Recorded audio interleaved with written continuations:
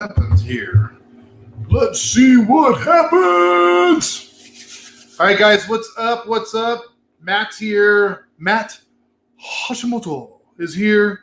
Matt Jocelyn's here. Tim Allen, good day, sir. Tony Murray, Daniel Martin's here. Everybody's jumping in. Hello, everyone. Hello. I miss you guys. I miss you. Chad Cranston's here. What's up, Chad? Chad likes to jump in, say hi, and then run out. Mike Davis is here. Willie's jumping on. What's going on, guys? I am super excited to be back here. Drew Godding, producer Drew, is watching. He's on the other side of the camera right now, watching this. So, Hashimoto. Hashimoto. No sound.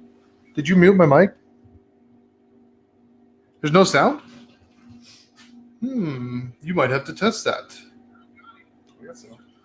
If you have no sound, you need to turn up your microphone because I think Jason's the only one. Is everybody else getting sound right now? Because we just tested on our side and we're getting sound. While I'm waiting for that response, I shall cut and light the cigar that I probably won't smoke because I'll be talking the whole time. Joseph, what's going on? Sound is on this side. Cool. Sound is good. Facebook user, sound is good. Chad refuses to click the link. I can hear you. I can hear you. Cool. Everybody can hear me except for Jason Martin, which is funny because I can't tell him that everybody else can hear me, but he can see the comments. What am I going to light up, you ask? I'm going to light up the Gran Habano, and if I can get this damn thing to work, if I can get this to work, it tries to focus on everything other than the cigar. Anyways, you guys get the freaking gist of this. Gran Habano, blue and green. There it goes. Ooh, that's a great shot right there, too. Even with my dirty nails and everything, it's awesome. So what's better, the Facebook side or the YouTube side? I don't know, man. They're both the same. Facebook will show all the comments later. YouTube, last I checked, didn't show. You're wearing a bright-ass Polaroid shirt. It's true. I just noticed the shirt you're wearing. My daughter just got Polaroid pants and sweater. Or long sleeve, or whatever the hell you call that shit. To answer your question, dude, I don't know which is better, bro. YouTube is coming through faster. Facebook has more of a lag. Okay, so Facebook has more of a lag. YouTube is faster, is what I'm told. Allison, what's going on? I just want to jump on here, chat with you guys, say hello, because I miss you guys so much. I really, honestly, I don't even have a topic, really. It was let's jump on and go live and say hi to everybody. And we figured we'd do it from the CM Lounge. I kind of like this backdrop. I was doing the green screen and having people and having a lounge and all that stuff. And why would I do a green screen when I have my own lounge right here? It kind of didn't make sense. So we're let's set up in the lounge. So we set up in the lounge. And that's where we're at. Everything is weird here. I can hear you now. We're out of power from all the storms for the next 3 days, running on a generator. Holy crap, bro. Well, I appreciate you using your resources to catch me live, man. I do appreciate that. I got a package of cigars from Tom late this afternoon. Nice, dude. Cool. I like it. As in Tom Hawking, I'm sure you're talking about. Allison, how are you? Lovely to see one of the ladies here. I'm going to cut and light this Gran Habano blue and green. We might even get Drew to make a little guest appearance in here and pop in and say hello. He's smoking. What are you smoking right now? The EP Carrillo La Historia, and he's about to light up his daily inch. But what's going on, guys? Talk to me. What are y'all smoking right now? What's going on in your neck of the woods? I figured we'd just jump on, say hi, see what's going on with the whole COVID thing, let all this stuff go. These are the cigars for me and send over the front line, guys. Awesome, man. I need to talk to you, Matt, about that because I've got another guy that's interested in getting involved in that, and I want to do some sort of a thing here. So let's make that happen and put it together. I should be getting my Espinosa sampler and 601 sampler this week from FS. Who's FS? Who's FS? Who's FS, dude? Joseph? Who's FS? Yeah, Matt. I've been talking to some other people about it, dude, and we're going to get some people involved, and it's going to be awesome. It's going to be huge. It's going to be amazing. I always do Trump whenever I get on there. Yeah. It's just so easy. It's easy. It's just so easy, dude. Famous Smoke. I know those guys. Nice, bro. Yeah, so Andrew, you picked up from Trifecta Cigar tonight. Nice, dude. Andrew picked up from Don's Fine Cigars. So somebody knows how to pick up a phone and dial it. Nice. Spoke with Vance, got a 10% discount because he says, hey, I'm from Cigar Mechanic, and they're on the way. Vance says, yeah, bro, I'll hook you up, and gave him a 10% discount, and they're shipping it. I was actually over there today, sitting down having a smoke with Vance. Is that Liza? Oh, Panaris, what's going on? I get all high-pitched. Oh, Panaris! All right, let me light this up real quick, guys. I noticed, like, I go through before I do these, before I light it up, of course. I got to say something else. Before I go and I do these lights, like, I was digging through the humidor right here, and I was like, what have I, like, I smoked so much Katsopolis here, and then I smoked, like, I've been smoking EP Carrillo. I smoked dual 1502s over on Shadow Smokers Live. Like, if you guys didn't catch that, I smoked two 1502 cigars and actually went for the third one. I was smoking a emerald, a ruby, and a black and gold all at the same time at one point. 3 cigars was just too much, so I set it down and went to 2 and finished that up. So I was smoking the 1502. I'm like, what don't I smoke a lot of on here? I smoke Espinosa, and I noticed I'm not smoking a lot of Gran Habano on here, and I don't know why, because I smoke a lot of Gran Habano. So I figured, why not smoke the blue and green? I'm a Connecticut. I've been like a Connecticut guy since like I started this brokerage, which is retarded. I don't understand, but I've been freaking loving on Connecticut's. What are you laughing at? This I'm like a retarded, stupid Connecticut guy. Yeah. But this has become one of my top 5 Connecticut's, Drew. Like, seriously, it's a USA Connecticut wrapper, primarily Nicaraguan fillers. I mean, it's pretty basic as it gets, but like, it's got strength. It's got amazing flavor. It's highly rated. If you haven't tried the blue and green, holy shit, you're missing out. I mean, even if you guys aren't like the Connecticut people, if you haven't tried the blue and green from Gran Habano, like, I don't know why I don't smoke more of this. Probably because I just don't have a lot of it right now because it sells so quick. But where can I pick it up? That was epic, brother. Yeah, dude, that was a pretty good night, dude. I don't know, like, listen, I don't know. So you're talking about the 2 cigars, 3 cigars, smoking at the same time thing, which Tony from Shadow Smokers Legion called me out on that, or challenged me for that. I guess I should say called me up. And so I took on the challenge. I think it was kind of a joke thing, but I took it on. And it turned out to be really interesting. And then so I challenged a couple people, and now it's turned into this whole challenge that keeps growing and growing. And more people are doing it to the point that Martina Maya was smoking 2 like medium-bodied cigars and like ended up actually barfing. It was freaking great, man. I need to buy some Espinosa Crema. You can call Vance over at Don's Fine Cigars. They have Espinosa Crema there. You can call Vance and let him know I sent you. You'll get a 10% discount, Matt. So call Vance at Don's Fine Cigars. Jason, what'd you think of the crema, dude? Matt Hashimoto says, what's up, Drew? What's up? Yeah, this is why I need somebody else on here with me, because now I can actually light and smoke my cigar. And I've always been taught from TV and radio and all that stuff that, like, dead air is not good. But I know you guys understand because I'm like concentrating on lighting the cigar to make sure that we light it properly. Give the cigar the best chance it has to be as amazing as I know it can be by giving it the proper toasting. Might need to order some of those. Dude, they're good. The Espinosa Crema, like, listen, here's the thing. Like, I talk about my top 5 Connecticuts, and it's funny because a lot of people go like, oh, of course, you're biased, blah, blah, blah. I think James Irving actually called me out on that the other day.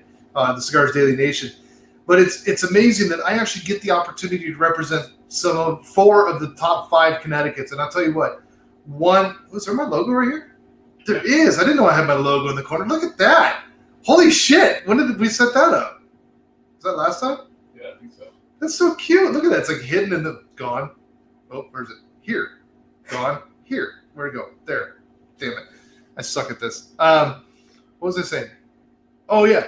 And actually, in my top 5, one of the other ones is getting replaced quickly by something else in my lineup, which is the New Wave Connecticut is quickly replacing the La Galera.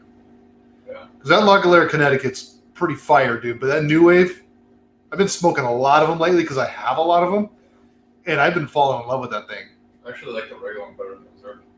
Yeah, I would go with that. Which is the same with Katsopolis. Yeah. Like, so many people love the Reserve of Connecticut, but the original Connecticut from them, like, just fits right there within my palate. I love it. Just watch Brandon Chapin do his challenge today. Yeah, he actually kicked ass except for that dude's got a mouth on him, man. Holy shit, I thought I was bad. That guy's funny. Like William gets on there and is like, hi. And Brandon Chapin's like, fuck you. And then he ignores Drew. Yeah. I might need to order some of those. Nice. I don't usually smoke Connecticut, but had nice flavors. Yeah. Saputo. Oh, wrong, Brandon. Hey, either one, bro. Oh, man. Martin, bro. Your video of the dual cigars, man. Holy shit, dude. That had me on the floor, bro. That had me on the floor, dude, because your kids kept popping out there, and they're like, Daddy, Daddy, Daddy. And you're like, "Rrr. Kids, go inside. Bro, I was dying. Dude, you pulled it together good for the kids. But as soon as they went inside, you're blah. I was wrecked, bro. And then the kids pop out again, and you're like, kids, get inside. I was dying, bro. Oh, my God.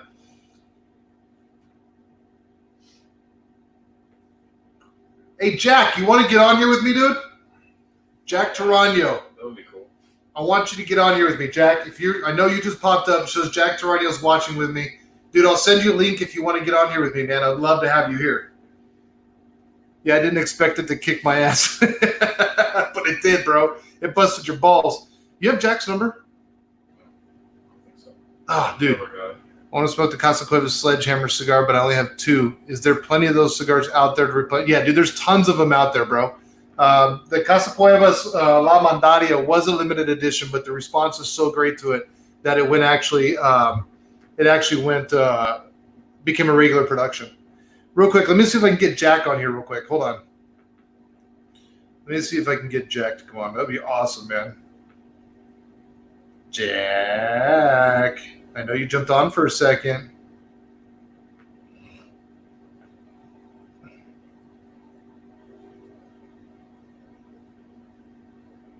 All right.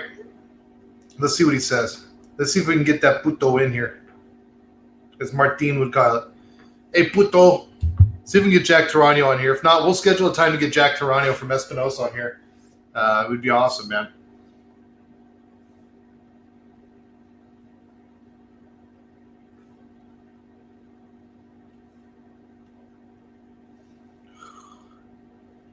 No, dude, Matt, smoke them, bro. Please smoke them. If those of you that are just jumping in right now, Matt says that he wants to smoke the Katsopolis Sledgehammer cigar, but he only has 2. Is there plenty of the cigars left to replenish my stock? There's plenty of them, dude. I'm actually working on okay, Jack says he can't tonight. I'm working on getting those into some other places, man. I'm scheduling a meeting to get that into some other places. So I appreciate those of you that have gone into some of the online sources that we have. Dude, you didn't smoke one of Jack's cigars. Anyways, I'll get back to that in a second, Martin. I know that, I appreciate you guys sending in the requests. Brianka, what's going on, girl? To some of the online retailers that we deal with, because that helps us to get the cigars in there. So keep flooding them with the requests for things like the La Mandaria, the Espinosa, the Ipicarillo, Lancos, and all that stuff that you guys want. Please just keep flooding them with those comments and those requests, because that helps us to get that stuff in there. That's all it does, is it really helps us get it in there so we can get you guys the better deals on them. God, the stuff on the table drives me nuts. Yeah, okay, so Martin, about that, the Jack Tarano, it was like his, I don't know, second uncle, twice removed or something like that. So he runs in the Tarano bloodline, but it was from like an uncle. That was not his cigars. And then he worked for General Cigar for a while. And so he got to help represent Tarano cigars. So yes, it's his last name, but those are not his cigars. They're actually owned by General Cigar now. The funny thing is, like, the Taranos and the Cuevas have been good family friends for a long, long time. And if I remember right, the Cuevas factory actually made the Taranos back in the beginning. So that's where they all kind of got to know each other, was back from the beginning of the Taranos. Mobley, what's going on? Dude, I'd love you over here smoking with me, man. That'd be great. I've requested them from everyone. I know, Jason, you've been awesome about that, dude. Thank you so much. That just really helps us to get all that stuff into the shops to do all that for us. So we really appreciate you putting in those requests and getting that done.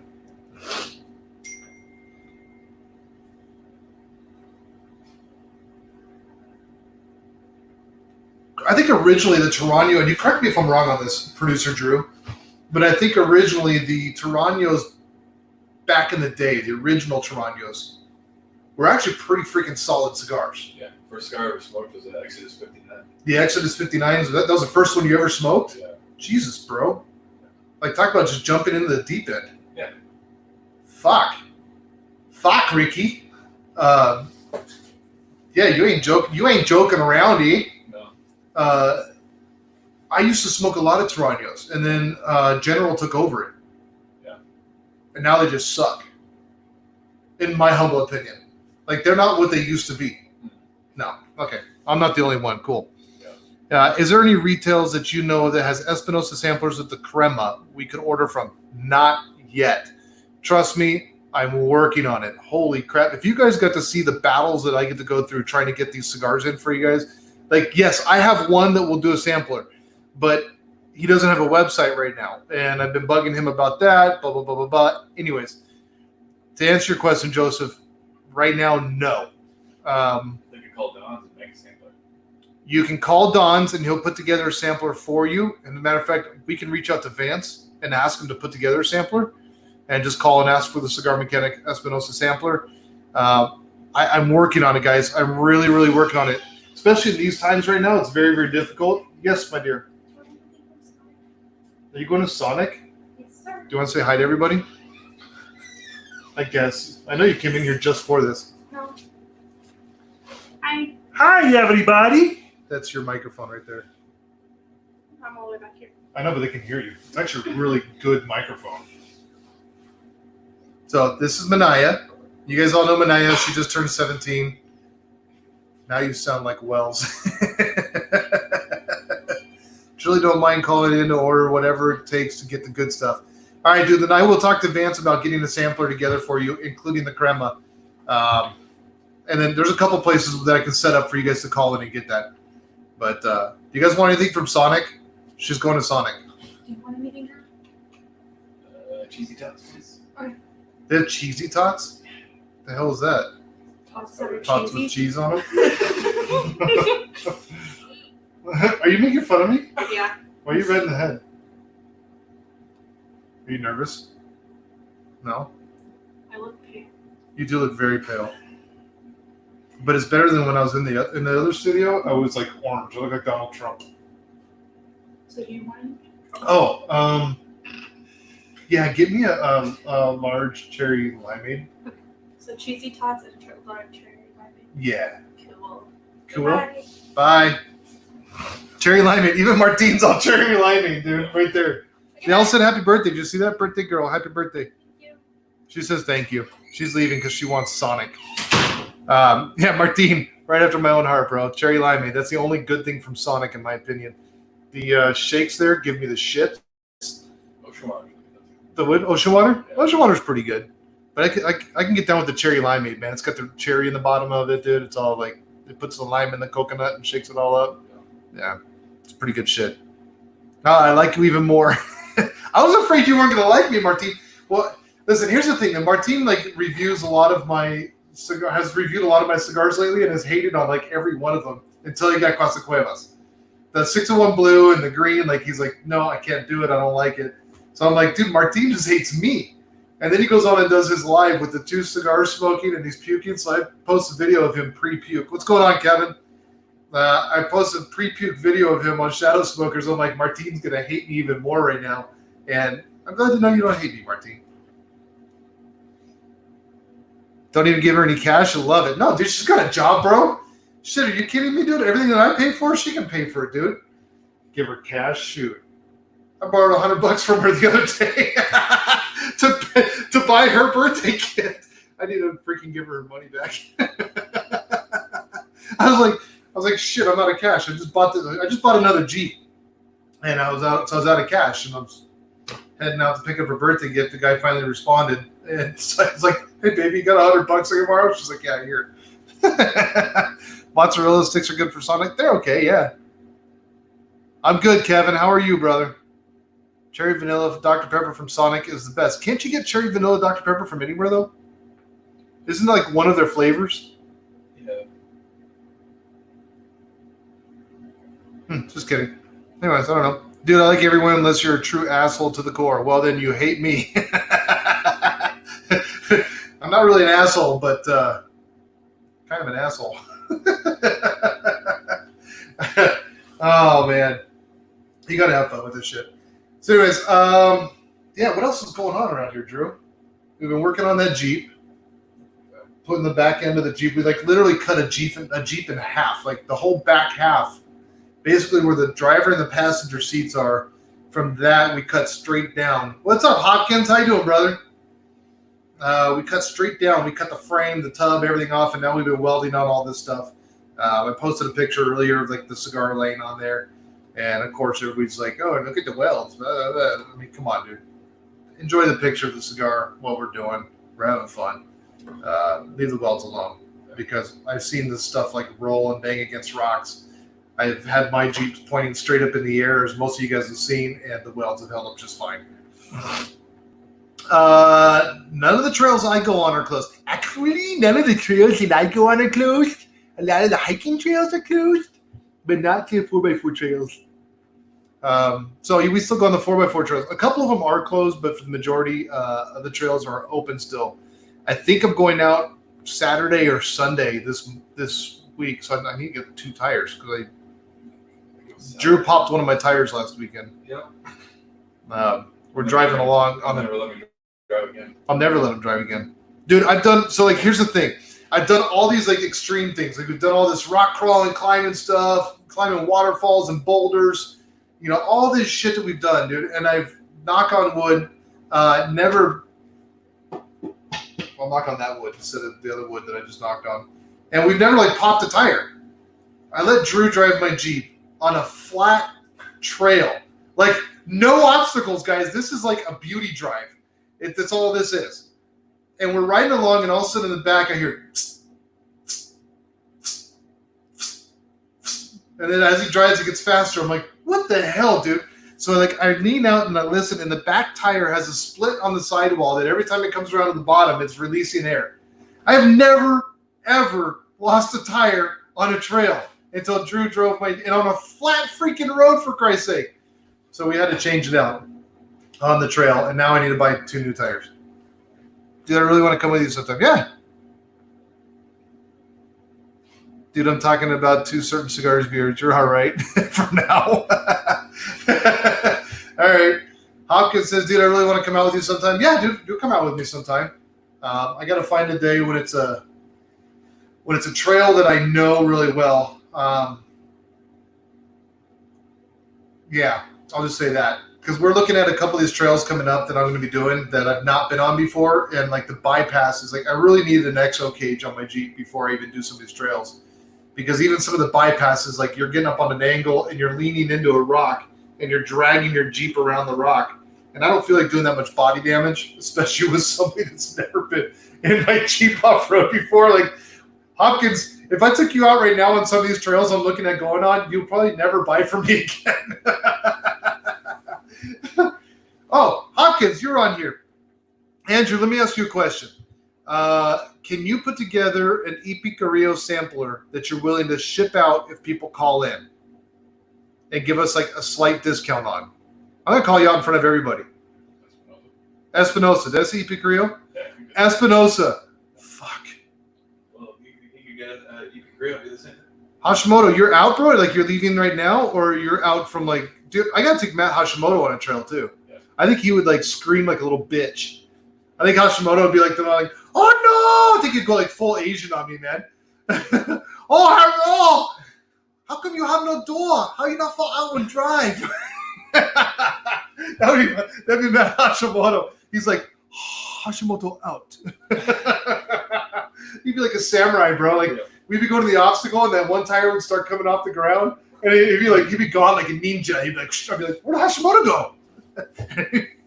He'd be up on the cliffside, like, oh, trying to kick the freaking Jeep down. We gotta take Hashimoto on it. Yeah. Hopkins, can we do that? Epicurio, Not EP Crew. God damn it. Espinosa. See, if Jack Tarano would have gotten on here, I wouldn't be having this problem right now. Yeah. Everything would be Espinosa. Or Yeah, Hashimoto says he'd be screaming, dude. Ah! Hashimoto's like, Banzai!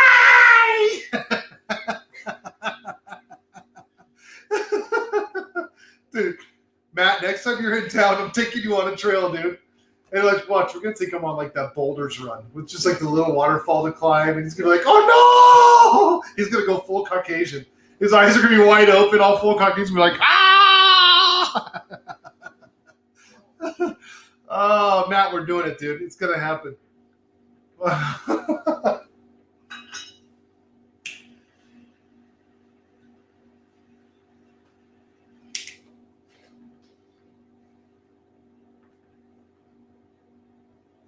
I like this setup, dude.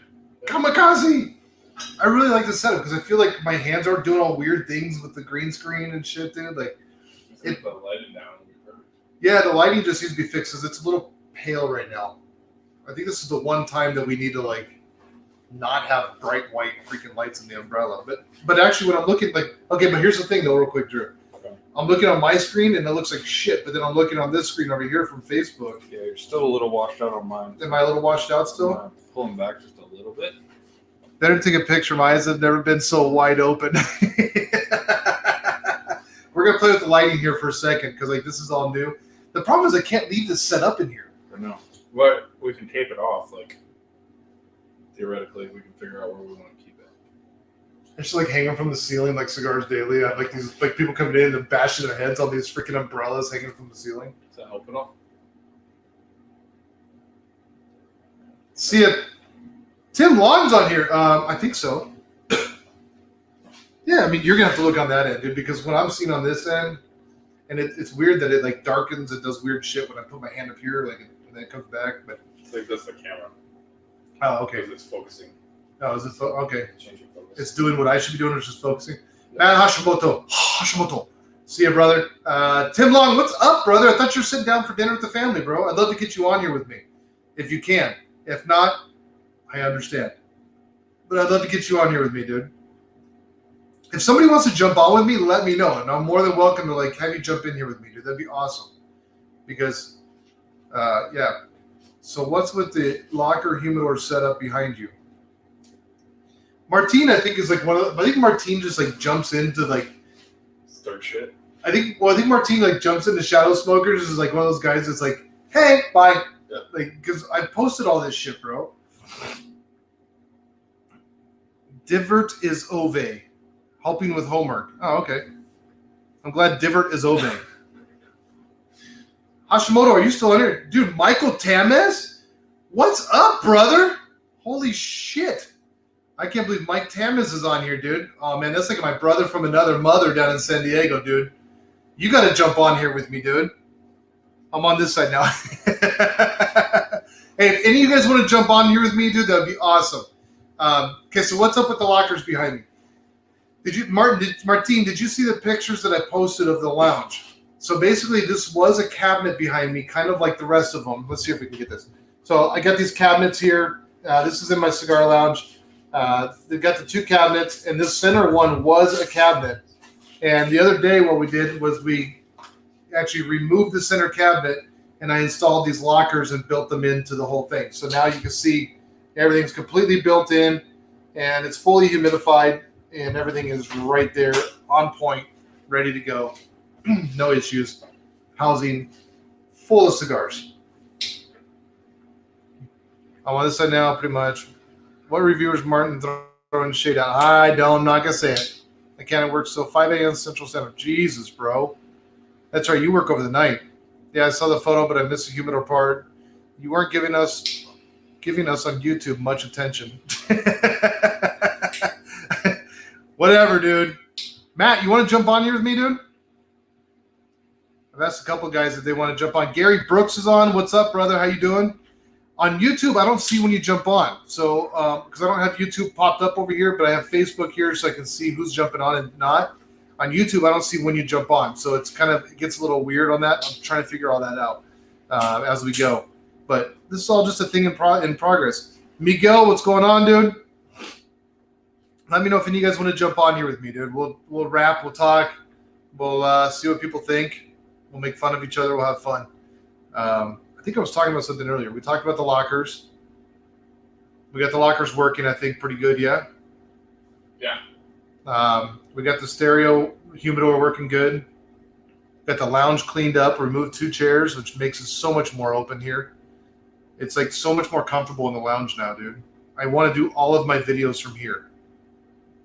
What do you guys think? Is this a good like backdrop? If we can get the lighting right, do you guys think this is a good backdrop for doing like review videos? I think this is a really cool backdrop for that. Yeah, definitely for what we're talking about. Yeah, I think it'd be really cool to do some like reviews and stuff like that from here. We got some really cool stuff coming up too, guys. Like the website is getting completely redone, like fully revamped.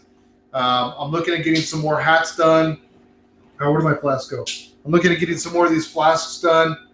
So hopefully all this stuff will be up here pretty soon for you guys. Thanks, Martine. Yeah, I kind of like it too. I kind of like it better than green screen. Now we got. I think I get a different camera or something because it keeps like it's changing the color with the focus. It's weird. Yeah. Love to play around with it. That's what she said. Tim, can you jump on here? Oh, you're helping with homework. I like how you're helping with homework while you're watching this. That's great. Tim, you and I need to get together and talk because we got to get some content done. I know we got that coming up. I know you've been busy, but we got to get some content done for Down to the Nub. You don't look like Trump in there. See? I looked like Trump before. And these glasses are better too. Like they're not so like polarizing. They don't have the reflective coating on. All right, Jason, when I get some, I don't think we have any more flasks. I need to get some more made. Yeah. We need more colors too. More colors? What colors do we need? I don't know. Ask them. What colors do you guys want in the flask? William Morris, what's up, brother? Welcome to the shit show we call Cigar Mechanic Live. This is the first time I said it this entire time. Yeah. That's crazy. So I was out running around today because I got 2 seats. They're like, what are they, like Recaro style seats for my Jeep. And okay, so Andrew wants a red one. The red is kind of more of a salmon, but it's still really cool. Anyways, I got these 2 seats. I got a great deal on them, and I'm looking to get them reupholstered because what I'm going to do, they're pretty beat up. But what I want to do is reupholster them, and I was going to take them to my embroidery shop and have them embroider my logo, the Cigar Mechanic logo, in the fabric and put that right at the back of the seat. That'd be sick as shit, bro. Like, do black seats, fabric with the Cigar Mechanic logo embroidered right on the back of them. We should do seat covers. We should make seat covers. Yeah. Oh, Cigar Mechanic seat covers. We should make them tacky as shit, too. Like a rainbow. Yeah, that'd be awesome. So anyways, I've called a couple of upholstery shops, and I talked to 2 of them, and there was going to be like $550 to have the 2 seats reupholstered, which I'm like, okay, that seems a little steep, but maybe I'm stuck back in the back ages because I'm old now. I suffer from OLD. And so I went to this other place. We were going to do some trade work, and I'm talking to him. He's like, yeah, it's going to be about 12 hours of labor to get these things done. And I was like, okay. And he goes, I'm $95 an hour. Dude, this could be like $1,400 to $1,500 to have them do these 2 seats. I'm like, I could buy these fuckers brand new for $500 for the pair. I'm willing to spend like $550 on getting them done because then they've got my really super sick, awesome, amazing logo in the seats. But at $1,200, I'd rather not have the logo, dude. I'll get a little Sharpie and paint my logo on the damn thing for $1,200. Are you freaking kidding me, dude? Like, I'm going to embroider the fabric. You're not going to have to do that. He's like, well, that's just what I cost. I'm going to do them really nice. I go, I don't need them done nice. They're going to my Jeep. I just need them to last. Like, shit. If it didn't cost so much money, like if I lived down near Mexico like Michael Wells, I'd be freaking taking them into Mexico and have them done. $1,400, bro. Are you freaking kidding me? It better be like gold thread going through the sides of this shit, bro. Like, and that was for basic ass freaking like stuff, upholstery. I was like, you're on your freaking mind. Cigar Mechanic underwear, bro. I do have socks. Mobley, you do have Cigar Mechanic rims. You have the only set of Cigar Mechanic rims ever produced, and they're pretty bitchin'. They're absolutely bitching, which is funny because Rachel didn't want those, and then they just kind of happened when you were at my shop the one time, and I think she really likes them. So we need to fix that one though, like Michael Wells. We should make cigar mechanic rims. Dude, they'd be like $10,000 a piece, but they'd be worth it. Could you imagine that logo in the middle of a rim, dude? It'd be a bitch to balance it. We'll do that on. It'd be like I'm driving down the road like this, but my rims look cool. We'll do that on the 65. Oh, you mother! No way, bro. All right. Drew's trying to get me to spend money here, so I found I need to go buy that truck. I need to make money first. This is a little out of control, this whole no work situation. We're going to have to flip a couple cars, dude, because I got to buy that truck, dude. I got to buy it, and I got to buy it now. We're looking at a 1965 Chevy 1-ton dually, sick-ass truck with a sleeper on it and a flatbed. Dude, the ideas we have for this truck, mind-blowing. It's going to be the sickest truck in the world. Hell, I'll buy some black Cigar Mechanic dress socks for work. Dude, I have Cigar Mechanic socks on my website. Whoop! I sound like Martine right now. Wow. Martine, I have Cigar Mechanic socks on the website. They're black on the foot and they're white on the leg, and they have the Cigar Mechanic logo on the side. They're on the website, bro. They're up there. You can even pick what size you want. Imagine that. I need to see if they have other socks on there too. I need to check it out and see what I can get up there with a Cummins diesel. Matt Hashimoto is a man after my own heart because, yes, with a Cummins diesel. So I have a 1998 and a half. And the half is important. I know people go, ooh, and a half? Yes, a half is important because in 1998 they still had the 12-valve Cummins. In 1998 and a half, they went to the 24-valve Cummins. And that's what mine is the very first 24-valve Cummins because it does not require catalytic converter, muffler, or anything. So the thing sounds like a damn Sherman tank coming at you. Martine, that's cigarmechanicllc.com, which is now mine officially. They can't fight me over anymore. Hashtag FQI. Anyways, so yeah, what I'm looking at doing, dude. So I think that 1998 and a half is going to be the donor vehicle. So what I'm probably going to do, and I need to measure the wheelbase and make sure everything works. I'll have to build some body mounts and weld all that shit to the frame. But I think what we're going to do is take the body off the 1965 Chevy truck, set it on the frame of the 1998 and a half Dodge Ram dually, and make myself a sick-ass diesel 1965 Chevy with a sleeper cab. Excuse me real quick. My daughter just showed up with my drink. It's so super great. It's cherry limeade. You're so awesome. Thank you. No problem. You're so beautiful. Hi. Bye, Felicia. That's right. Cigar Mechanic center caps. What the crap, woman? Dude, there's so much fun. Love you. Oh, she said I love you? Okay, good. She said I love you. I thought she said F you. I'm like, whoa, time out, child. You're 17, not 18. You can't use those words yet. I used to rebuild them bad boys and hype them up on horsepower. Hype them up on horsepower. Anida's watching. I wish it were solid black with a bunch of Cigar Mechanic logos. Dude, we will work on that just for you, Martine. We'll work on that, dude. We're in the process of redoing the website right now, which means we're in the process of redoing the swag, what we offer.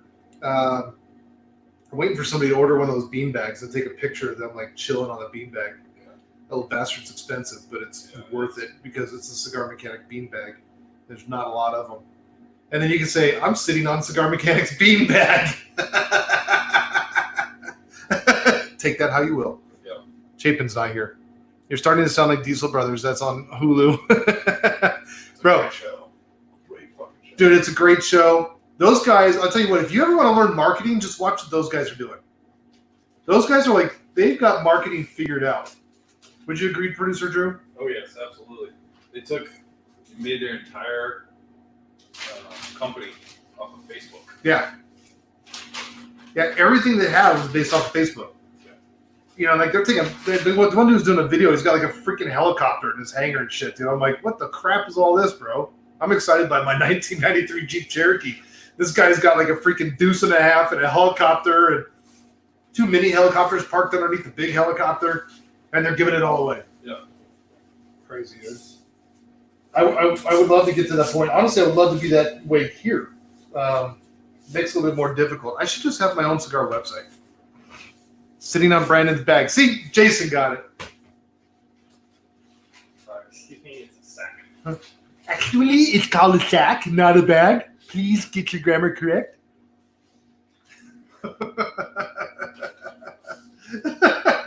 My daughter gets so mad every time I do that. 'Cause she's like, how do you do that? She's like, I think like she sounds like Porky Pig when she does it. Like she's like between Porky Pig and like Sylvester. What's that? Sylvester the cat? Yeah.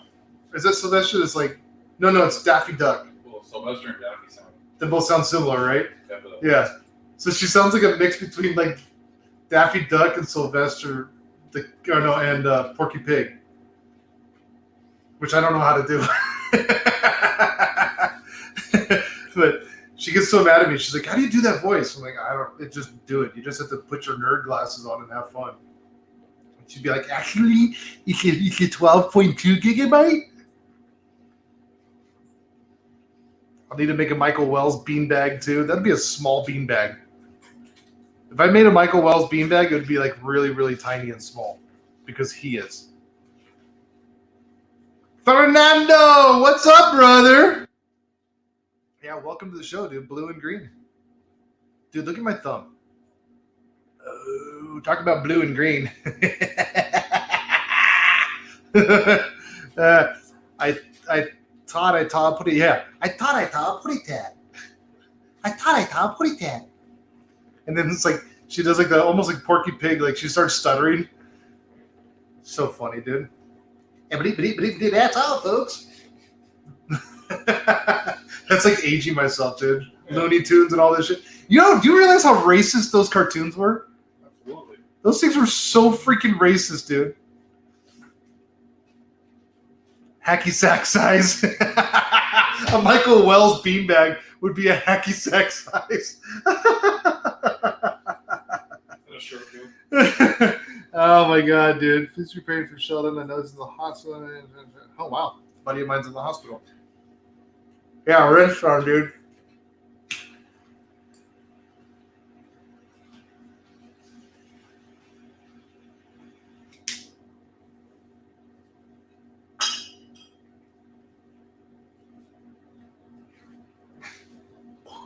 Sorry to blow the smoke in your face. COVID-19. Yeah, so what else is going on? Let's see here. My daughter's Porky Pig and Sylvester combined.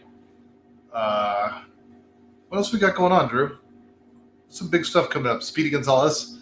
Now, you're going to be calling out, asking me, Andale, Ipa! Dude. And then what was his buddy's name? Slowpoke Rodriguez. Slowpoke Rodriguez?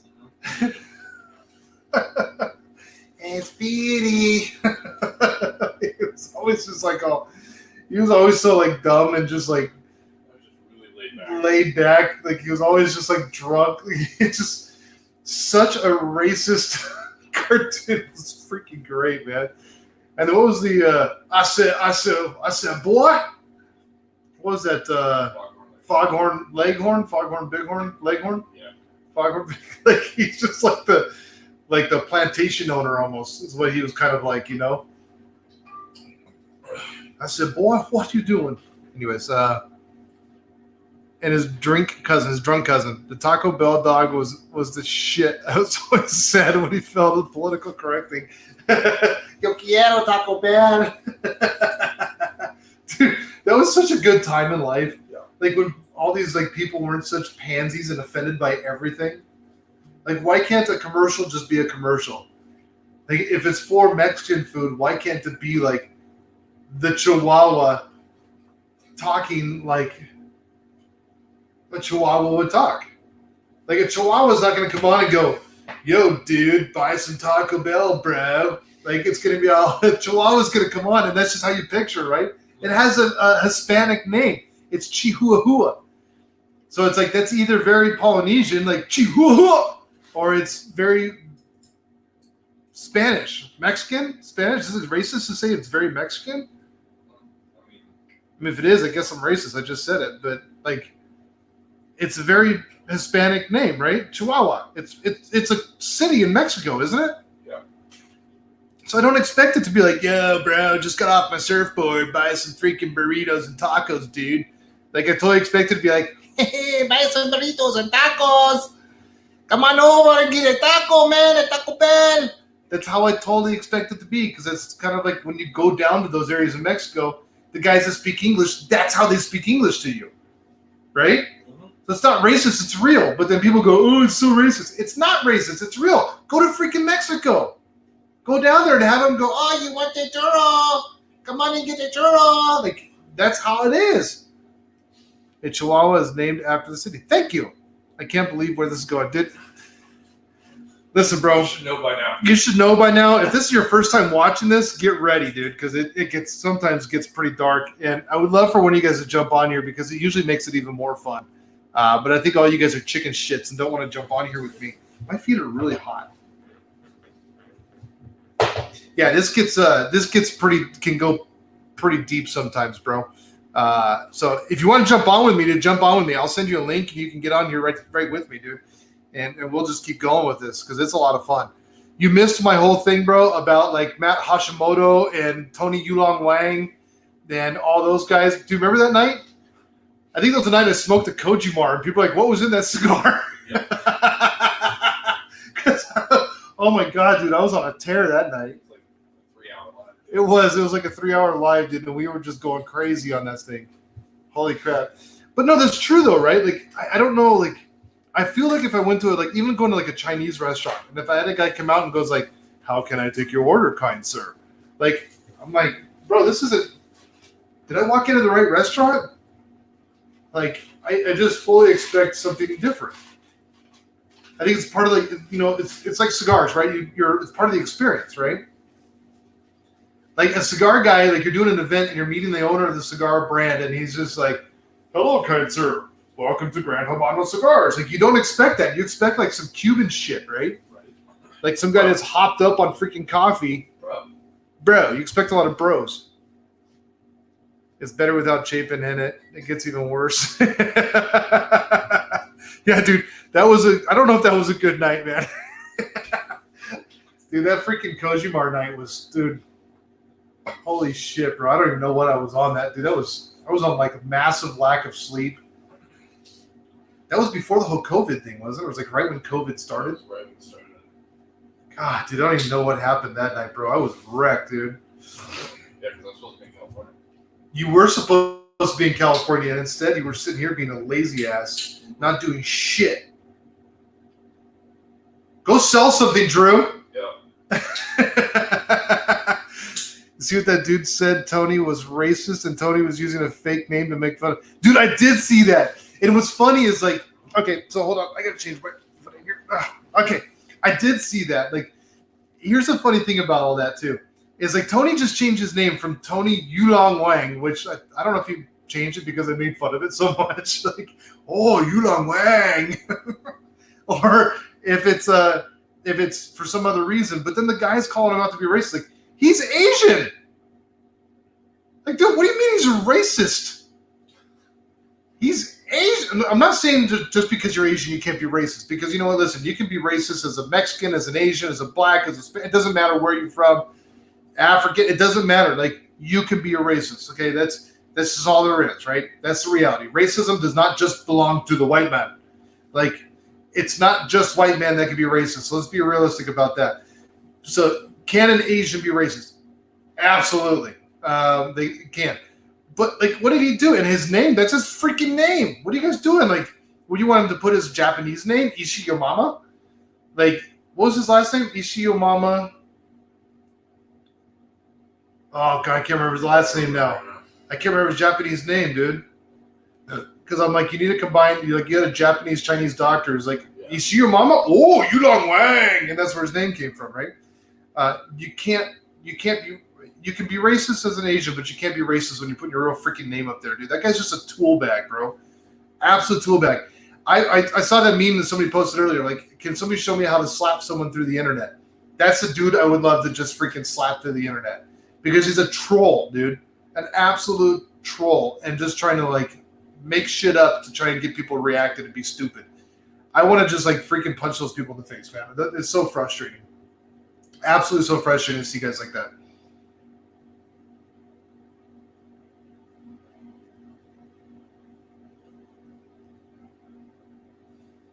I guess we lost Hopkins because I asked him about the sampler pack, and I need him to do that. So I will talk with Hopkins over there at the Old Pipe and Tobacco and see if he's going to put together Espinosa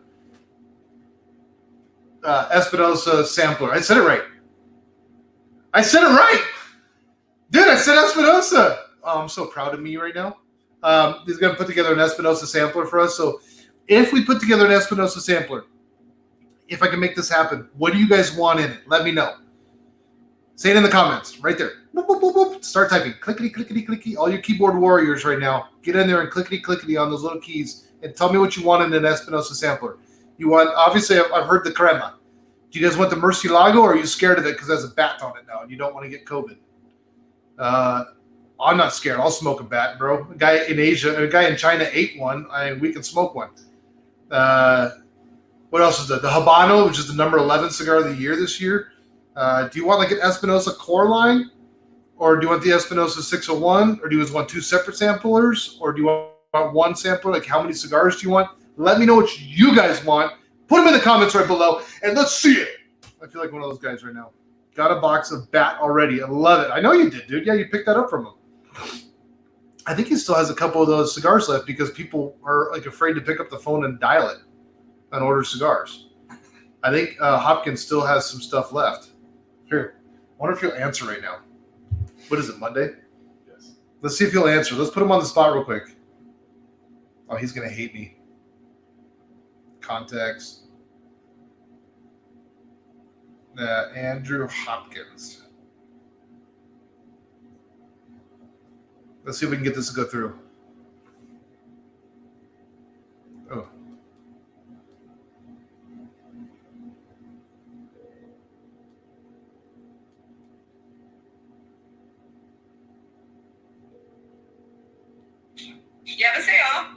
Hey.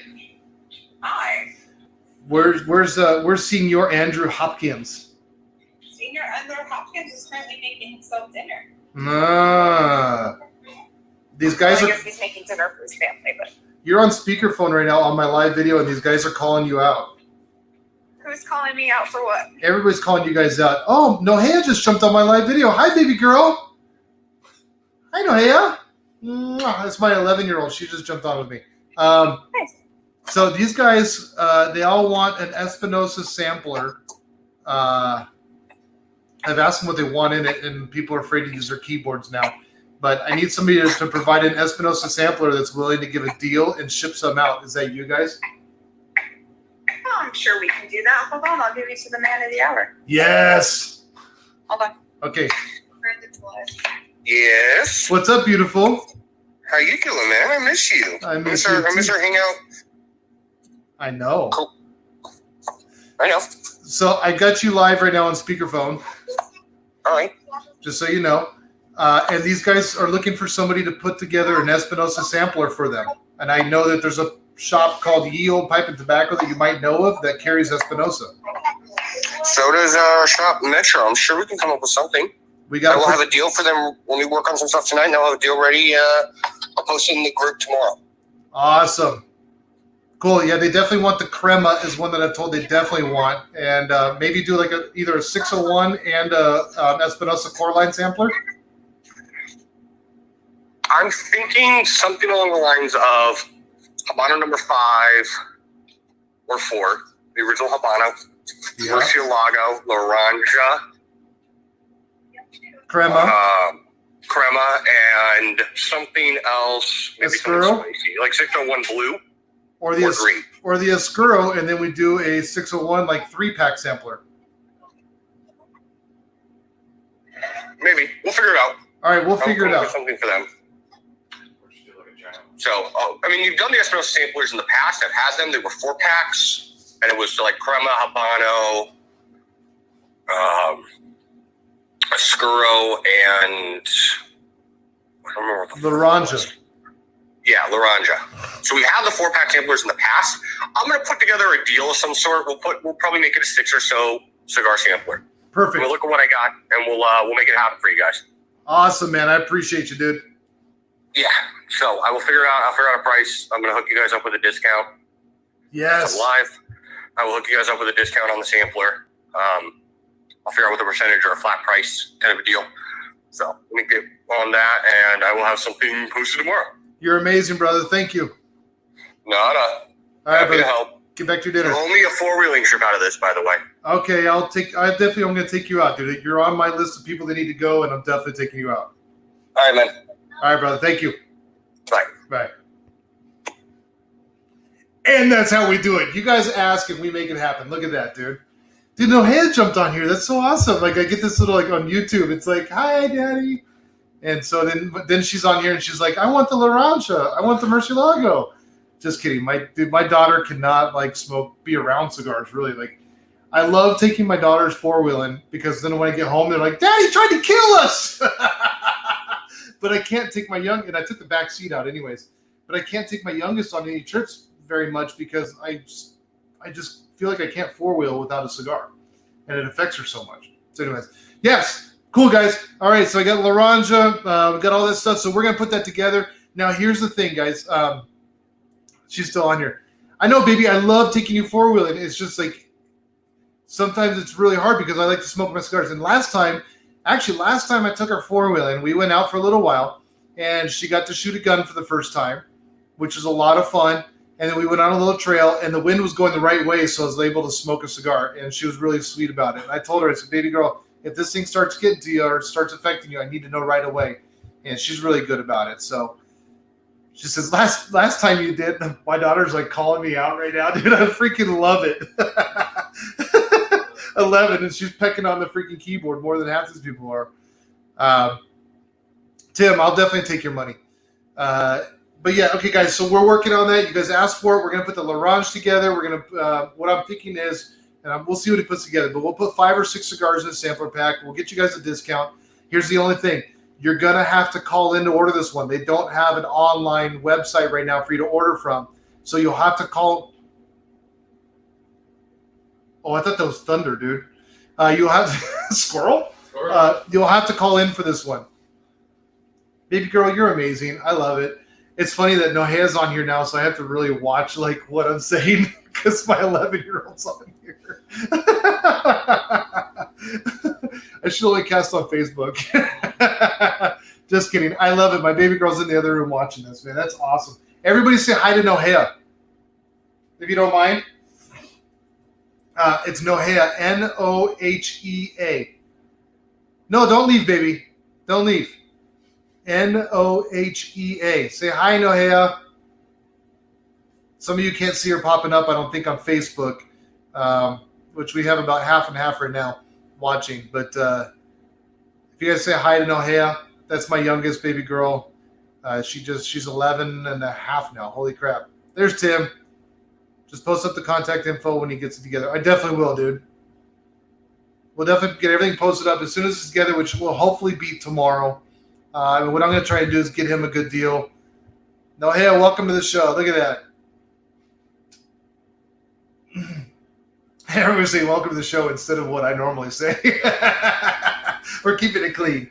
Keeping it clean just for you, baby girl. Because, you know, Nohea, here's the thing. I know you're 11. I said that. 11 and a half. Here's the thing, Nohea. I'm on this side of the wall, so if I swear, you got to remember what side of the wall I'm in. I'm broadcasting from testosterone zone. Hi, persons.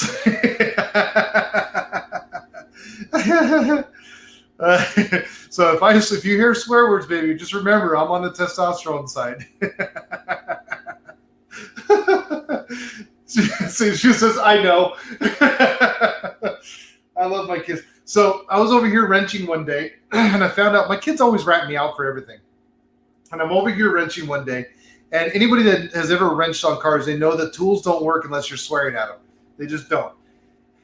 And I think I slipped and busted a knuckle on an engine, and I started swearing at this thing so bad. And I think my kids had just walked out at that time, and they're like, oh, crap.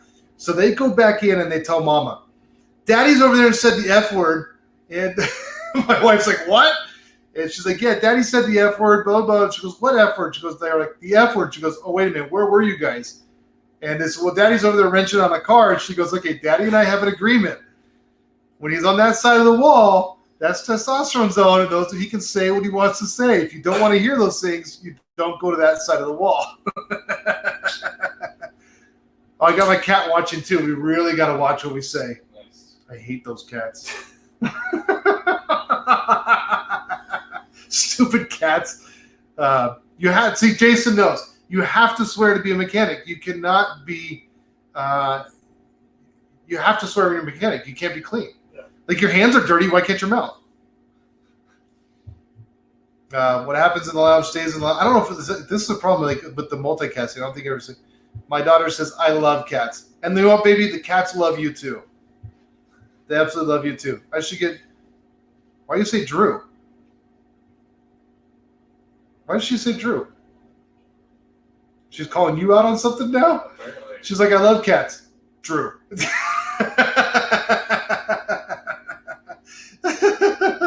Oh, God, I love this, man. I'm having to be like so cautious now. It's crazy. I freaking love it, dude. It's great. It's like now I'm on like real radio, like not XM radio, but real radio. He said he does not like cats. Never once said that. He never said that, baby. When did you say you didn't like cats? When did he say he doesn't like cats? Drew loves cats. God, I want to say something. Drew knows what I'm trying to say. I can't say it. Hold on. Time out. Time for relight.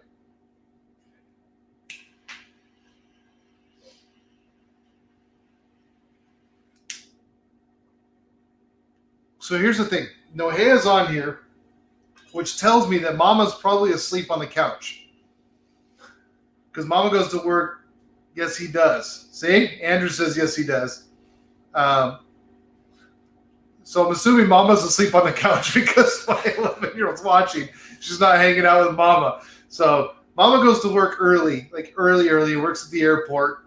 She got off a little bit late today because one of the flights got delayed, which there's only like 3 or 4 flights. And they see, yep, Mama's asleep on the couch. Phil, what's going on, dude? Hey, Phil, you want to jump on here with me? I just want somebody to jump on with me, dude. Like, I feel like I'm just like rambling about random shit, dude, and I probably am. But Phil, do you want to jump on here with me, dude? No. Oh, sound like Martine. What is that picture? Look at those cats. Cat emojis. All right, cool. Phil's gonna jump on with me in 2 minutes. Phil, you're gonna have to keep it clean. No hands on here with me right now, so you're gonna have to keep it clean, just so you know. This just turned into Cigar Mechanic PG Live. People were like, what happened to Cigar Mechanic? Yeah, you're right, dude. But I love it, man. You know what, dude? Like, I love my baby girls, and they're both so just understanding, and they put up with me. I mean, let's just put it that way. They put up with me and everything that I do. The time I'm away a lot. And I miss spending the time with them because I am away so much. But they're very, very tolerant. It's funny because they're not as tolerant of Mom when she's gone. But they're very, very, can I come out and say hi? Yeah, baby, come out and say hi. Hurry. Come out here, baby. Let me put my cigar down because I know the smoke affects you. We're going to get my daughter in here real quick to say hi, and then Phil's going to be jumping on. So I'm doing my dishes, or I would. Okay. Well, Martine, when you're done with dishes, let me know, dude. So you guys are gonna get to see my youngest daughter because she doesn't get to jump on here very often. She's the smoke really does affect her a lot. But I'm excited to share with you my youngest daughter, man. She's amazing. She's like, this girl here is gonna save the world. I'm telling you, like, she's the most innocent little soul in the world, and like, she's loved Jesus since day one, and just an amazing, amazing, pure soul. Okay, you can't come in here with your phone on though. So you got to turn the volume all the way down or leave the live? You left? Okay, because otherwise it'll echo through the microphone. Here, come here. I can move it back a little bit too. Sit down. There we go. All right, now you guys got to be nice. So you're talking to there's all those people right now. Okay, and so here's all the comments right here. Hi. And if we want to, we can click on comments Uh-huh. and say, and when he says it's awesome, brother, we could pop up. But say hi to everybody. Here's your microphone. You don't have to like reach in and talk to them. They can hear you. Hello. Say Matt Hashimoto. What? Say it in the microphone. What? Just say it What? because it's Matt Hashimoto. That's how we say his name. Matt. Matt Hashimoto. Oh no, you have to say Hashimoto. You have to say it like you're like a samurai. Matt Hashimoto. You're the one that's good at that. Oh, well, you're good at it too. Yeah, you're my silly. You're silly too. Am I silly too? Yeah. Everybody's saying hi to you. Look it. Hi, people. So Joseph says hi. Say hi, Joseph. Hi, Tim. Hi, Joseph. Hi, Andrew. Tim. Hi, Andrew. So Andrew says, so cool to keep it in the family. Start running the show for your dad because he's struggling. And which says, I'm struggling here. All right, so this is the No Hannah Show. Hi. You gotta talk. No dead air. Talk. Ow, babe. What the crap? Sorry. Phil, I sent you a link through Facebook Messenger. Check your messenger. So talk to him. Talk. What do you got going on? I'm cleaning my room. Okay. I'm redoing it. What are you doing to your room? Redoing it. Painting it, like repainting it, and getting a new bed. You're getting a new bed? Yeah. When did this happen?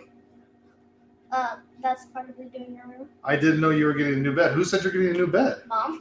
Mom said that? Yeah. Are you buying it? Sure. Sure. Who's paying for all the paint? Me. You're buying your own paint too? Yeah. Oh, then you can do whatever you want to your room. Let's see your nose. Okay. You had something on your nose. Were you picking your nose earlier? No. You weren't like digging for gold? No. No? I think you're the only one who does that. Yeah. I've caught you picking your nose and digging for gold before. Okay. You better not fart on my lap. So what else is going on? Talk to these guys. Who's your favorite band? Newsboys. The Who? Kids, speak up just a little bit. Newsboys. What's your favorite song? God's Not Dead. Yeah. Oh, I see Phil. There's Phil right there. We're gonna wait for Phil to come in because Phil is special. I have not seen Phil in a while. You haven't seen Phil in a while? Do you want me to bring him in right now? Yeah. Okay, we'll bring Phil in right now. Newsboys. What's your favorite song? God's Not Hey, everybody. Dead. There's Phil right there. We're gonna wait for Phil to come in. You gotta turn your. I don't know if this is gonna work because we hear you. I have not seen Phil in a while. You haven't seen Phil in a while? Do you want me to bring him in right now? You're all delayed. Do you have headsets? Newsboys. Yeah, let me switch real quick. 1 second. Okay. So this is Phil. So do you have anything else you want to tell people? Because you got like total dead air right now. And that's not working. Like you do your own YouTube channel, and you like can sit there and talk to yourself forever. And now you get here and you can't talk to anybody. I don't know these people. How much do you love your daddy? A lot. Yeah. Yeah. Is your dad pretty amazing? Yeah. Who is your dad? This guy. Oh, I'm your dad? Yeah, you didn't know that? I didn't know that. What? I thought it was the mailman. You sure you're not adopted? I mean, I probably am. All right, baby girl. We're going to talk with Phil for a while. Okay. Can I say bye to everybody? Bye. Okay. Bye. Bye, baby. And Phil's on here now, so you may not want to be on this one. Okay. Because Phil's a little dirty. That feels bad. Bye, baby. I love you. All right, I'm going to throw in my headset, Phil. Can you hear me okay? Am I good? Yeah, I got you loud and clear. Do I need a headset? Yeah.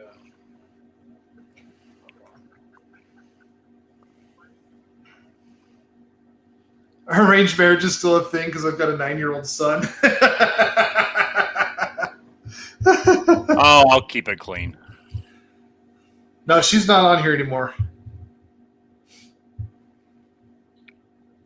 I told her not to be on here anymore.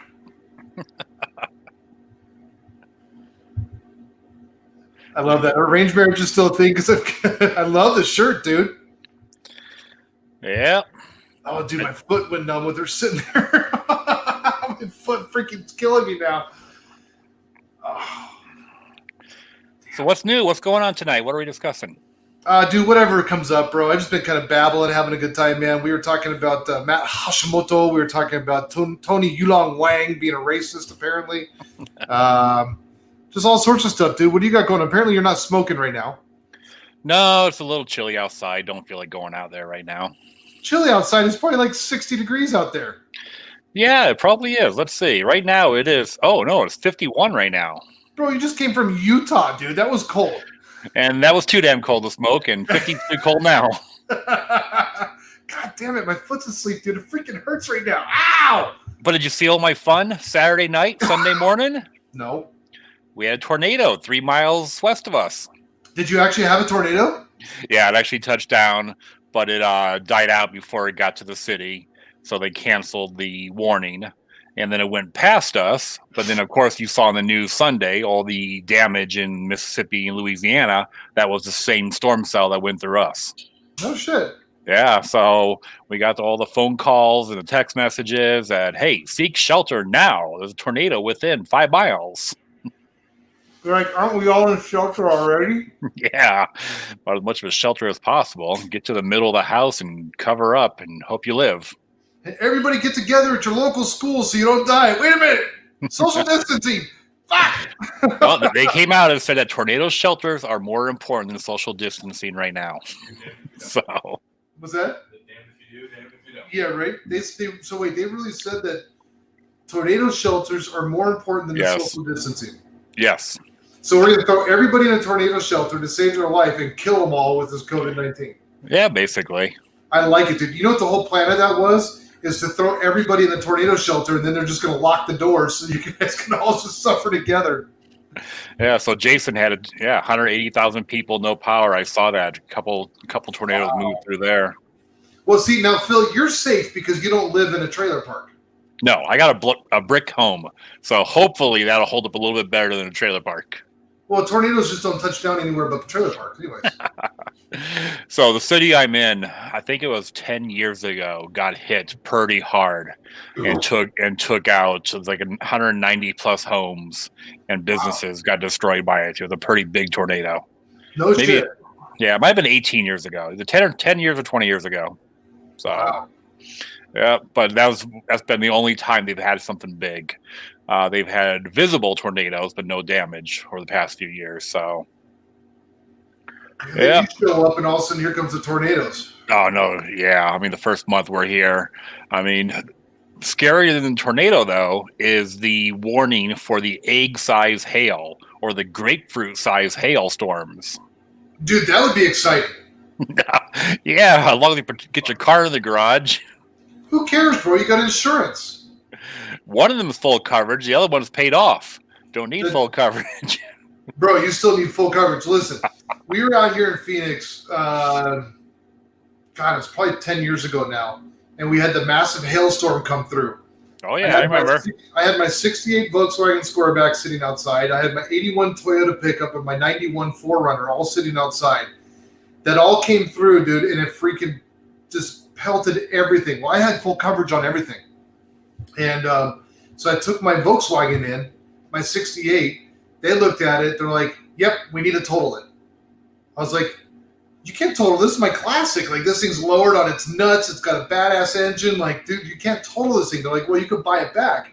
So they totaled it for like $3,300. And they let me buy it back for like $120. Nice. So I'm like, give me the difference. So then when that happened, I was like, screw it, dude. And I took my 81 down. Well, I had classic plates on both of those, so they couldn't do anything to my title. I didn't have a restored salvage title after this. So I took my 81 down. They gave me like, I don't know what it was, like $2,500, dude. And they bought it back for like $1,000. And same with my 4Run. I ended up making like $9,000 on the deal buying back all these freaking vehicles. Yeah, I remember that day very well because it was like 2008, 2009, something like that. In October when they had that big hailstorm. I mean, destroyed roofs, air conditioning, all kinds of stuff. I remember because I just signed the paperwork and was driving away from the dealership with my new truck. And then the hail started coming down. I remember pulling over at Dunlap and I-17 and pulling into the parking garage at the Sheraton because I did not want to get hit with that crap. Of course not. Oh.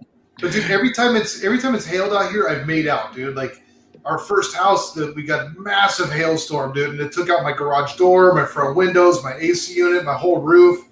And State Farm came out at the time. I had State Farm. They wrote me a check right there for like freaking $13,500 or something like that. Very nice. I put my own AC unit on. I put my own roof on. I hired out I contracted out the garage door, but I did all the rest of the work myself. So, dude, it was like a nice little payday, man. It actually worked out really well. Good. I'll stick to my earthquakes, dude. I miss the earthquakes, Tim. No. I freaking miss earthquakes, dude. I loved earthquakes, dude. That was like a freaking ride at Disneyland every time one came. I'll take tornadoes over earthquakes any day. What the fuck is wrong with you? I enjoyed fucking tornadoes. How would you take tornadoes over earthquakes, dude? Earthquakes just go like and shake you. Tornadoes they come through and freaking wipe shit out, bro. Yeah, but you can see those coming. And you can't do shit about it when you see them coming. Yeah, so stand and watch them. I'd rather no. No, you're full of shit. I've seen a couple. Have you ever been in an earthquake? A small one. That's why you would take tornadoes over earthquakes, because you've never experienced. Dude, I was at Disneyland when Minaya experienced her first earthquake. We were at Disneyland together, and it was the greatest thing, like watching, because like this is gonna sound really racist, but it was like at a time that there was a ton of Asians there, and so like all the rides get shut down, and like we just sat down in front of one of the gift shops and we watched all these Asians just running all over the place because they didn't know what to do. So Georgia was in San Jose when the bigger earthquake hit San Francisco back in 2008 or whatever it was. Yeah, she was there for that one. Mm. Oh, she said that definitely don't want to live through one of those again. God, dude, I love it. Look at everybody else is on here, dude. Tim Long, Andrew Van Dyke, everybody loves earthquakes, dude. Those are so much fun, dude. Because very little of them actually do like death-worthy damage. Like very, very few of them do that extreme of damage that it's like death-worthy. Tornadoes, on the other hand, bro. Only the ones you see on the news. You know how many tornadoes there are that don't do anything? There's a shit ton of tornadoes that don't do anything, but there's at least one a year on average that like kills people in levels areas. Well, it's like It's like the tornadoes this weekend. They came at night during rainstorms. Yeah. So you don't see them, you don't hear them. They're at night. So the warning systems, most people are asleep, and that's when the most death happens because of those nighttime tornadoes. Godzilla!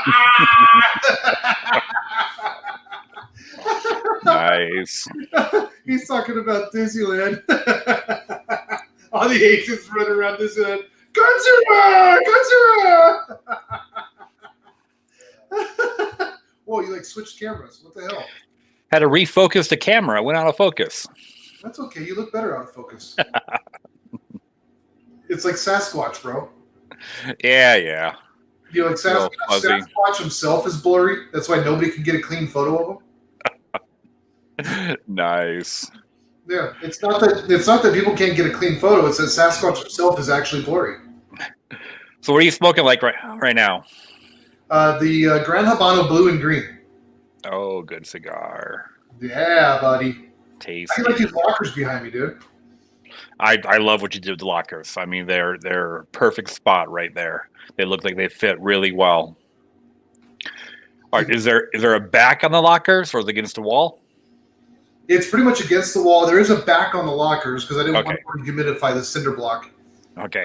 So there is a back. You know, it's actually it was the cabinets from. It was the lockers from Smoke and Joe Lounge. Yeah, I just didn't know if they were backed up to the humidor where they're open in the back with like stack lockers are all open. No, because theirs are open because they back up to a humidor. Right. So this has a back. This could be a freestanding. Free floating working, dude. You can hear them. They sound like a locomotive sometimes. Yeah. Oh yeah. Tornadoes are. So anyways, you can see the comments, right? Oh yeah. Can you can't see the YouTube ones, can you? Yeah. Okay, so I need to be popping them up on here. I've been bad about that. Oh, they're all coming up. No, you can see them, but Yeah. if you're on Facebook, you can't see the YouTube. If you're on YouTube, you can't see the Facebook. Tornadoes are mesmerizing from a distance, but they're destructive as hell.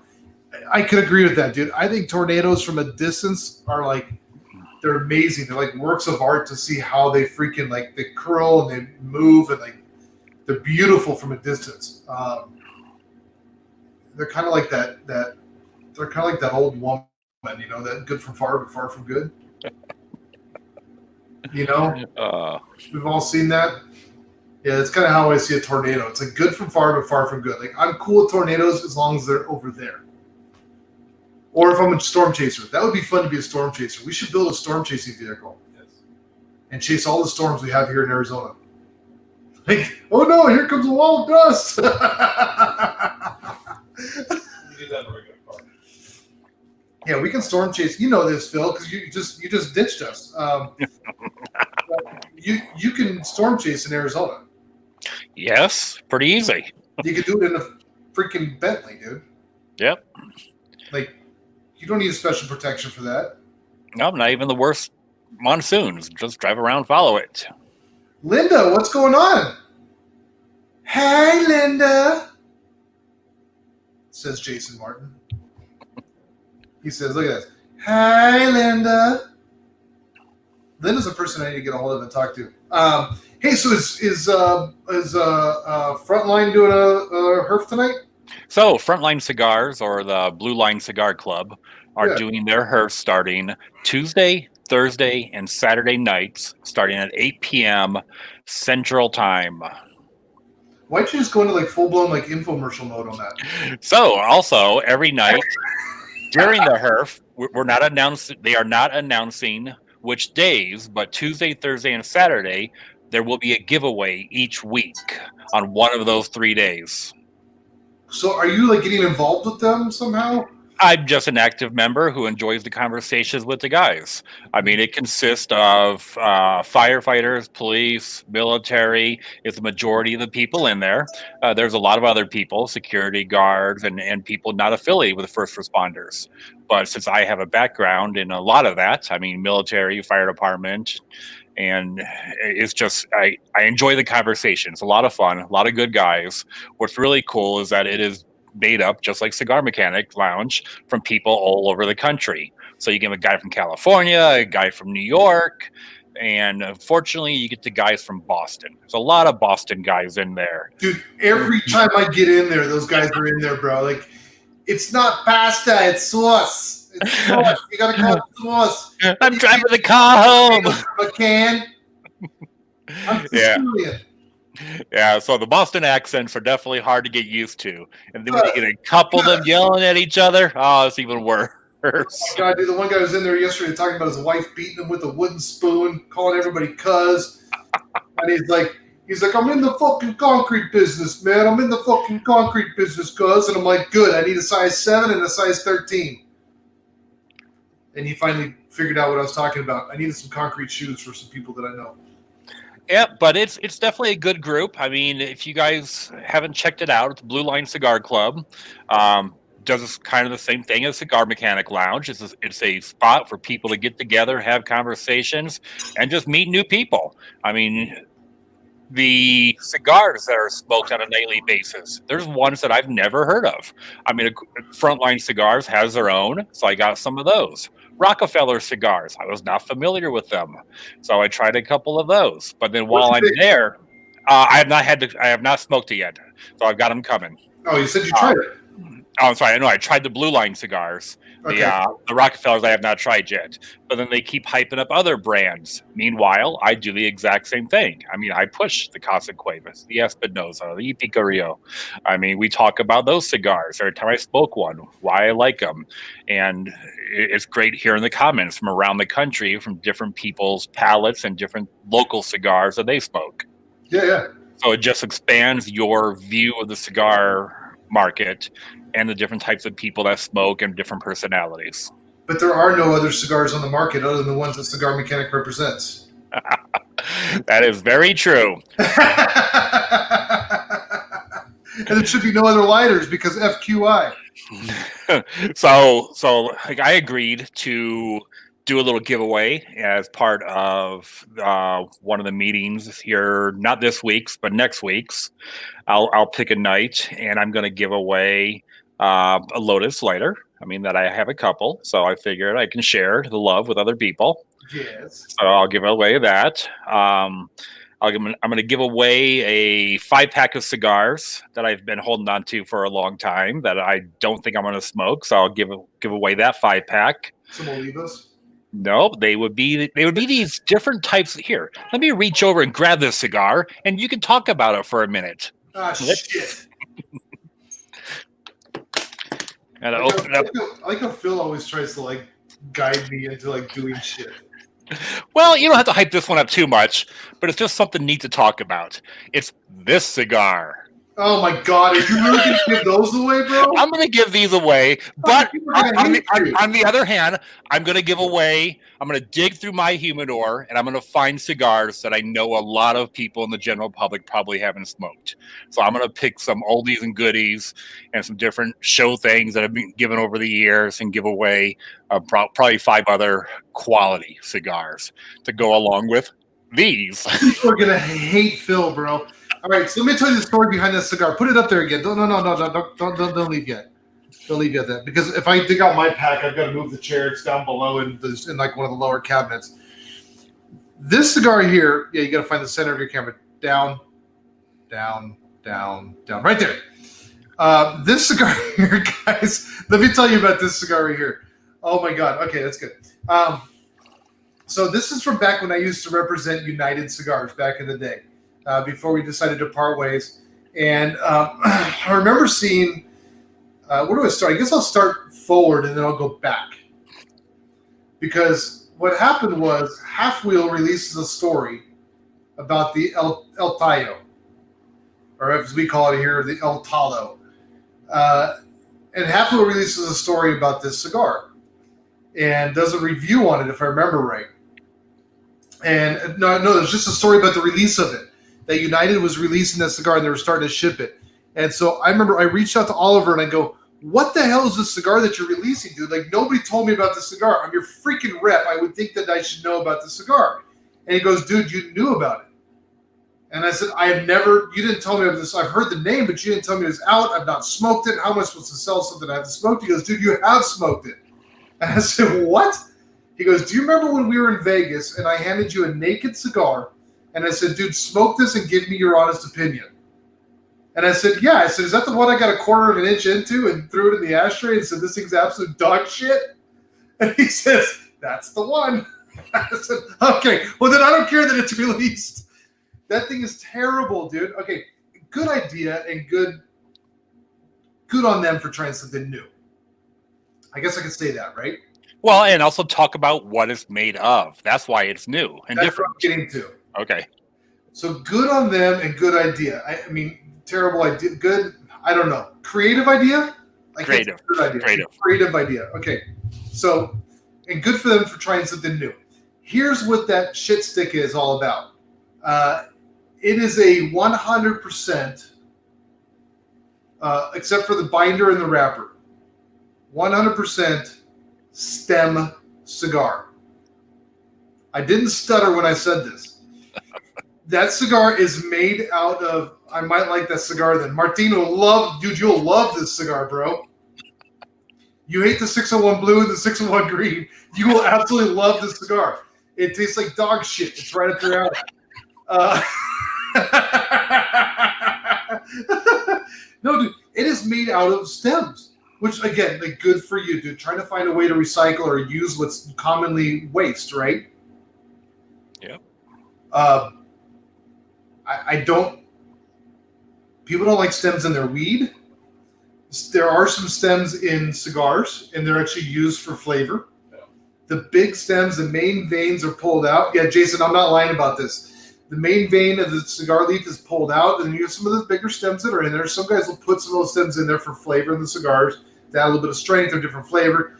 This is all stems. I'm not even kidding. Like, you light the thing and you're smoking it, and like sometimes it'll look like Medusa coming out of the top because the fucking stems are all. I'm glad my dog. No, hey, if you're on here, get off right now. do not be on this show anymore because I'm about to go on a rant. Dude, the end of this damn thing thinks, fuck it, forget me started on this.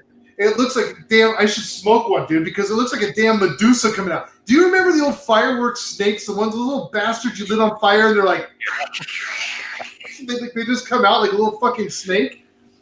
That's what this thing is loaded with, man. It looks like freaking Chapin's looking for a strong Connecticut. This is strong in flavor if you like shit. And it's funny because I was like, oh, well, thank God you didn't tell me that these were coming out because I'm not selling this shit. So good on them. I think they sold a bunch because people were like, I wonder what stems taste like. Wow, they taste like shit. And I don't know that, I mean, now, I will be fair to Jason Martin. Okay, so I got to post because I forgot. Chapin's looking for a strong Connecticut. Yeah, dude, I don't even know that I would do this to Chapin. He smokes menthols, and I don't even know that I'd do this to him. Martin says, and the way I read this right now is, oh, hell no. Dude, I will give him this. They tried something. They took waste and tried something. I'm not going to go in and dig in my trash can, find fucking banana peels and shit to put in a cigar and go, I wonder if this is going to taste any good. That's the way that I see this. It's the pile of stems and they go, wow, we fermented it longer. We found the process. But you didn't find shit. You put stems in a fucking wrapper and it tastes like crap and you sell it for nothing. I smell a giveaway. Bro, I'm not going to do that to any of you guys. I have like 4 of them left. I love you guys too much to do a giveaway on this, bro. It's not. How many packs do you have? I've got 2 packs. Are you going to smoke any of them? No. Yeah. Do you hate the garage? No, but I would give one away to the garage members. No, only if you hate them. Bro, I smoke it, says Martine. Of course you would. It's a free cigar. You'd smoke it. Bro, I don't care. You can give me a quarter of smoking that shit, bro. See, I rate these along with those Ezra Zion cigars. So the Ezra Zion has a 5-pack called the In the Raw. Oh my God! 5 cigars with no wrapper. It's just a binder cigar. What the fuck? What are you people thinking, Jared? Fix this camera. Like, are we just that much out of ideas? Yeah, it's weird. Your camera sucks, bro. Yeah, I don't know how to make it refocus. There we go. Put your hand up to it, and then wait a second and pull away, and it'll come back to you. I know how to take care of my camera. Where the hell is it?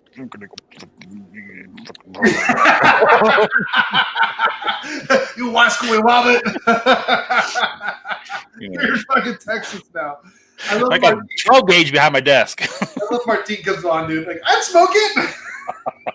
Oh my God, Lord, please no. Oh my God, dude. Yeah, so I'm gonna give away the 5-pack, but I'm like I said, I'm gonna make up for it. I'm gonna share some stuff that I know people just, unless you've been to the trade shows, you probably don't have, or unless you've spent money on a cigar that you probably normally wouldn't spend. I'm going to give away a few different fun things. I know I got a Sans Pari sitting in there that I'll probably never smoke, but how many people get a chance to smoke a $80 cigar just for free? So, but again, like, yeah, I guess. Yeah. You just got to expand, and someone may like it. The guy I give it to may fall in love with that cigar. Maybe, dude, but I mean, shit. Like, only people can afford that are Tony. Yes. Do what? The La Instructora is not too bad. The La Instructora is not too bad, but dude. Yes, La Instructora is a great cigar. It's very good. What's the other one called? Sans Pari. Yeah. Sans Pari. Sans Pirelli. Pirellis. I don't get it. No. Not at all. Don't freaking get it, dude. Who's gonna spend? How much is that? The Corona, that little petite Corona bullshits. 35, I think, for the small one. $40. Yeah. So $35-$40 for that little tiny petite Corona, like half-hour smoke. Are you freaking kidding me, dude? Like, where do you get off on that? But look at all the people that smoke the Arturo Fuente, like between the lines. I mean, that's a $25, $30 cigar, depending on where you get it. I get it, but that's Arturo Fuente. They have the marketing, the history, the lineage, all this stuff behind it, so I can kind of understand that because people are sold on that bit of it. Right. But you come out with a brand new cigar and you come out with a Super Lancero for $80, bro. Like, what? I think it's sold because people are like, I got to taste what an $80 cigar tastes like. Yeah. And then they just went, pfft. Well, that's like last year. I smoked 3 of those $100 cigars. I won't name a brand, but it came in a little individual coffin. You don't want to get me started on that guy. But I smoked 3 of those. I mean, I bought one, I won one, and I had one given to me. So I only spent $100 to receive 3 of those. So not a bad investment, but it did not stand out as a $100 cigar. It didn't stand out as a $40 cigar. I mean, it was not a, oh my God, this is the best cigar I've ever smoked thing. Not at all. At what you paid, that's $33.33 a cigar. Yeah, not worth it. I would not spend $30 on that cigar. I mean, I you know as well as I do, we've had $2 sun-grown bundle cigars that are like, holy shit, these are good. Yes. And then you get this other shit, and you're like, why? What did I spend? I'm glad. Yep. My father, Garcia y Garcia. Remember when that first came out? Well, why don't you put Jason's comment up there? I'm not saying a thing. Jason knows what we're talking about. Yes, he does. The Garcia y Garcia, like, I never bought one. I thought it was way overpriced, especially for the time it came out. There wasn't a lot of like $35, $36. I think it was $36 when it came out. $35.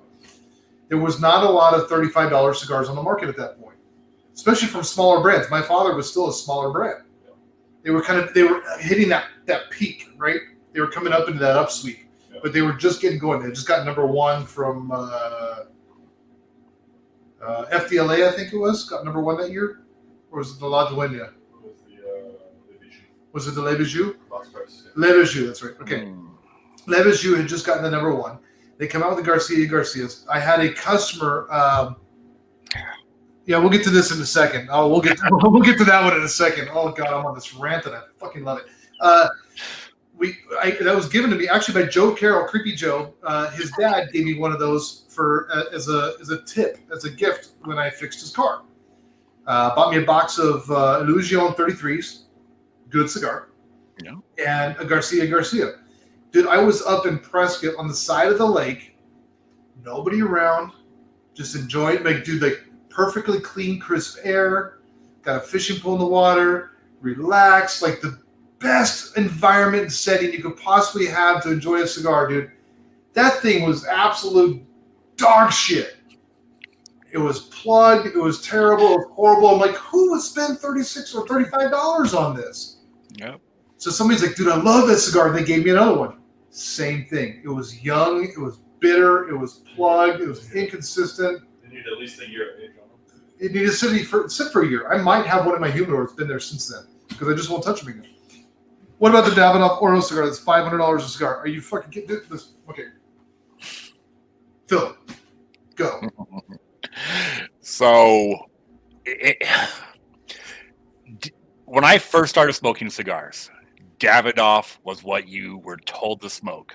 So the cigar shop that I went to for my first cigar shop, I mean, that's what they carried. They're a big Davidoff shop. So I went in, they hooked me up with a couple different Davidoff cigars. I mean, Steve's on here, by the way. I smoked them, and they were, I mean, good for what I knew good was for at the time. Yeah. So here it is now. I'm into this 15 years later. Okay, so my first cigar probably. I was in California last month in Pasadena. Went to a local cigar shop, a Davidoff retailer, and you know what? It's been a long time since I have a Davidoff. I got one off the shelf, sat down, sat there for about an hour smoking that cigar, and had to leave. And I just realized I spent an hour with no flavor, no taste, no body. I mean, the cigar was just so light and nothing there. Like, why did I spend an hour smoking nothing? They're just too light. I mean, I've had their special releases, the rats, the dogs, and where they're better, fuller bodied, but they're not. They're not. Didn't I give you the shark? Oh no, yeah. Fuente. Yeah, Charcos Fuente. But you've given me stuff over the years. Someone gave me a rat one year, but they're smooth cigars. They're a solid smoke, burn well, and are smooth. But there's nothing exciting about it. I mean, my palate's all over the board from one day to the next, from one cigar to the next. I mean, strong, pepper, light, heavy. I mean, I enjoy Connecticut's. I enjoy frickin' black heavy. I mean, it's funny. I mean, okay, let me share this real quick. You guys will get a kick out of this. First time in probably 10 years, I was smoking cigars, I believe Saturday night, if Steve will correct me. Well, real quick, before you get into this, we got to introduce who we just fucking pop somebody up on screen, and it's like Phil just goes with another story, and like we got somebody that just everybody knows who Steve is. We're good. Not everybody here knows who Steve is. Everybody in his group knows who he is. Not in Cigar Mechanic Garage, bro. Seriously, what's up? Well, we just hyped you up, Steve. So I just pushed the Blue Line Cigar Club for a little bit. So hopefully Tuesday, Thursday, or Saturday night, 8 p.m. Central, we'll get a couple new viewers in there. Frontline Cigar Lounge. Frontline Cigars Lounge. So Tuesday, Thursday, and Saturday, we change schedules from 8 p.m. Central Time to 11 p.m. Central Time, and we're doing weekly giveaways. So who's this bald guy? Not bald. Hey, didn't he get a new car? Yeah, he did. Must be nice. Yeah, I know, dude. First he's smoking 2 cigars and throwing up, and then he gets a new car. Yeah, new car to smoke in. Yeah, he didn't get a new car. He got a new cigar lounge. Yeah, right.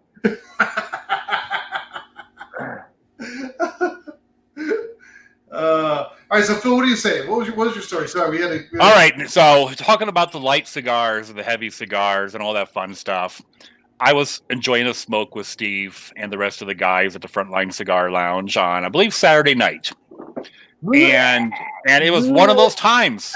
I don't know why. I know why. I didn't eat a lot that day, and I fired up probably one of the heaviest cigars in my humidor. I lit that NBK from Black Label. Full body, and about 3/4 of the way through that cigar, I felt it coming. Got off the chair, ran over to the edge of the patio, and tossed my cookies. It's been a long time since I threw up smoking too many cigars in a day. Just full-bodied after full-bodied, yeah. I think your problem was that you were smoking a Black Label. I really forgot how full-bodied cigars real quick, man. Like this quickly became like bashing cigars. I forgot how full-bodied that cigar is. I mean, it's a good cigar. It is definitely good. Sure, but it is definitely. I mean, it's a throwback to the Triple Camacho days. I mean, just heavy, dark, and if you don't eat when you're smoking one of those cigars, you're gonna feel it. Phil, I'm gonna have to kick you off of here, man. If you're comparing Black Label to the Camacho Triple Maduro of yesteryear. You're gonna have to full body, a little more pepper. What's going on, brother? So, Steve, what's up with you tonight, bro? What's going on? No, I was just chilling out. No herf. Mike Holmes invited me to a herf, and I just felt out of place. And saw you guys come on, and I was like, "Oh, okay, be right back." And then I just hopped off. You can't. I some of these herfs you can't even get a word in. No. Well, bro, that was like the other night when you had what's his name on there, Sal or? Oh my God, the guy from Boston, yeah, or Queens, whatever he's from. Yeah, every other word was the F word. Yeah. What's going on, Joseph? How you doing, brother? Yeah, dude. Like, and it took him a minute to get it because he's like, "Yeah, I do concrete work." I'm like, "Cool. I need a size 11 and a size 13." Like, got some guys. We need some shoes. But yeah, that dude was special, man. It's not paste. It's sauce. It's sauce. It's not paste. You're pissing him off, asking him about canned tomatoes and shit, dude. That's some hardcore Italian shit. I mean, I grew up and my mom, started sauce at like 7 o'clock in the morning until like 3 o'clock at night. and she used tomato puree and all that good stuff. I mean, Italian Americans use canned tomatoes. Yeah, but he's Sicilian. Yeah. You can't use canned tomatoes when you're Sicilian. No, he's hardcore. Listen, cuz, you can't use canned tomatoes, cuz my grandma will come through and slap you, cuz. But that's the great thing about virtual perfs, just like a real lounge. It's the different personalities that come together under a unified hobby of smoking cigars. Yeah. I love Phil's always like an infomercial mode. I freaking love it, dude. And that's the great thing about perfs. You should join Frontline Cigars on Tuesdays, Thursdays, and Saturdays. 8 p.m. Central. That's because Phil's doing a giveaway on week 2. Kevin's taking the week 1 giveaway. Kevin from Rockefeller Cigars is doing a giveaway.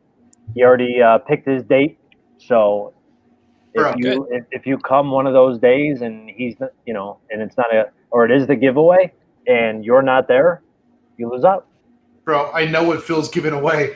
You don't want to be on that perf. Oh no, I know the cigars he's giving away, bro. Guys, listen to me. Don't go on when Phil's doing his giveaway because it's not like, yay, I won. It's like, fuck, I gotta put that in my humidor. Okay, Steve, don't get afraid. I am giving away 3 different grouping of products. I mean, I'm going to give away the lighter. Yeah. I'm going to give away a 5-pack of cigars, and then I'm going to give away another 5-pack of cigars of mixed. One of those 5-packs may not be what you want to smoke exactly, but no, you don't. It's a shit stick. Martin keeps coming on saying he'll smoke them. As long as they don't have skulls on the band. Nope, no skulls, no nothing weird. Yeah, we hate skulls. Yeah, no, they're just different. And whoever wins them has to smoke them online and give us a review when they smoke one. Oh my god, bro! I feel sorry for whoever wins that night, dude. You can't even put good enough cigars in there to make up for that shit. But I am putting this in there. This will make up for it. Oh, the Duke V. Duke V. In the antique.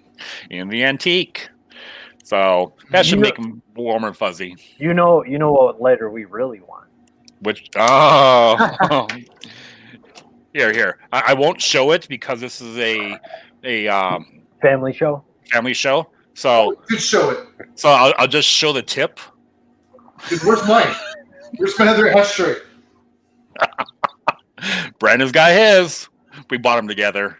We bonded over the lighters. Yeah, bro, that just got really weird. Phil feels a dick lighter, and he's like, we bought them together. Those of you who've never seen it, I don't think we have any kids on here this late at night. This is the infamous penis lighter. The great thing about these lighters is that when you open it up and you push the button, it actually vibrates when you push the button. Before you push the button. Oh, yeah, it vibrates when you open the lid. You're holding it right now. If the button's not pushed, it should be vibrating, Phil. My battery's dead. I've used it too much over the years. You've been using it too much. I don't know how to replace the battery. I should figure that out. I've been it for over a year, and my battery's not dead yet, dude. That just means you've been using it way too much, brother. How do you de-sheath the penis? Steve, welcome to the show. Oh, there it is. So now you have a dick finger. Oh my god, dude. This show, I'm telling you, dude. I'm sorry, Steve. Oh, look at the time. I'll be right back. Yeah, I'll be right back. Just a tip. There you go. So cute. So we were talking about this last night. We had Patrick from Half Wheel was in the Frontline Cigar Lounge. Saturday night, and talking, sharing some of his knowledge. And he brought up the fact that he did a penis lighter review for Half Wheel many years ago. They actually did it in April.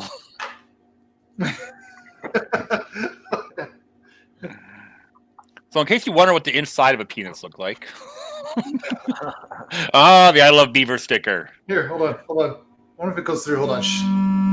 There it is. Yes, it goes through. That is actually funny. Oh my god, dude! Yeah, we got those in Keys, didn't we? Yep, we bought them at the what's the famous cigar shop that with their own bundled hand rolled stuff right at the bridge to the Keys. They're pretty popular. I don't remember what the name of the shop. I know, but anybody who goes to the Keys goes to this cigar lounge for their bundle stuff. This is the one time. This is the one time I am not jealous. Dude, okay, here's the thing about that lighter, though. The great thing about that lighter is that when you're in a cigar lounge, right, and people are always like, dude, can I borrow your lighter? Can I borrow your lighter? Can I borrow your lighter? So somebody says, can I borrow your lighter? You're like, yeah, no problem. And you whip that out and hand it to them. Bro, like, half the people won't even touch it. That's what's hilarious about it. Like, half the people are like, oh, I'm not using that. And then the other half of the people, they open it up and it starts vibrating. They're like, oh my God. Like, I literally have to like throw it, drop it. You gotta hand it to them with like a tube of lube. Some Astroglide and a lighter. No, that's what you should give away. So that cigar shop down there in the Keys, they roll things like this. I mean, this is one of their cigars that they roll. Just very intricate designs on them. What's up, Kyle? Welcome to the shit show.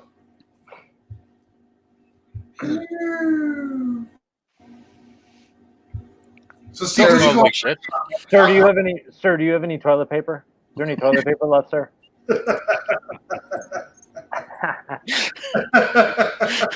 Love you, Kyle. I did, but I used my toilet paper to light my cigar. Yeah. You see those guys lighting their cigars with like $100 bill or something like that, just trying to like total pretentious tools, you know, like, hey, I've got money. Like that's what toilet paper is now. You just need to light your light your cigar with toilet paper now. All right, guys. Well, I'm gonna hop off here. Let you guys chat and bullshit and bring in whoever else. I'm done. I've had a long day. It is time to go relax. You gotta remember, I'm 2 hours ahead of you now.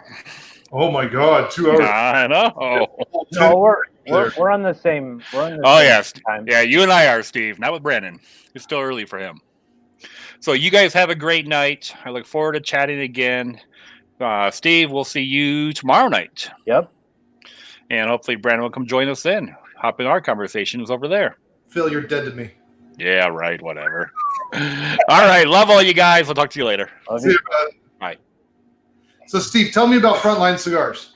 So Frontline Cigars is a company that I started about 7 months ago. We give back to injured or sick first responders and military. Right now, we're actually taking donations for Phil has a screen mechanic detail on his wall. You can just keep going. I'm going to pop comments up here. Oh, okay. We're casting on YouTube and Facebook at the same time. Got it. So people So we have a 501c3 called Help the Heroes Foundation. Gives back to injured or sick first responders and military personnel. Right now, we're running a campaign. We're taking donations because we have requests from Philadelphia, Virginia, and here in Illinois, officers or firemen that need supplies. So we have bought masks cloth masks for the Philadelphia paramedics who are out of masks and asked to fend for themselves. The Virginia Fire Department needs goggles, protective goggles. We got them going. And then we have cans of Lysol for the Cook County Sheriff's Correctional Facility. So we're trying our best to get supplies where they're needed. So how can people help out with that? HelpTheHeroesFoundation.com. You can make a donation. Okay, so let me see if I can put that here. Hold on. I'm learning this system right now, dude. I'm really learning it. So it's www. No, it's PPP. Okay, good. Yeah, so Frontline Cigars, we give a portion of the profits of the sales on our website to Help the Heroes Foundation. We also work with activeheroes.org and Justin's Final Mission to help raise awareness for suicidal ideologies from military veterans. Okay. And we also are a donation center for Cigars for Warriors. I love it, dude. I love it. So we're looking for people to. So exactly what kind of donations are you looking for? What put this up here? Monetary donations. Everything's going to buy stuff that these first responders need. Masks, Lysol. We just got 20 gallons of hand sanitizer. So we're going to be giving those out as needed. Okay. Supplies and monetary donations. I love it. And you guys will take those monetary donations and turn them into what people need. Absolutely. I love it. RSPON. Why are you telling me that's wrong? Anyways, doesn't matter. There we go. Did I spell that right? HelpTheHeroesFoundation.com. God damn it. We will fix that right now. Help the Heroes Foundation.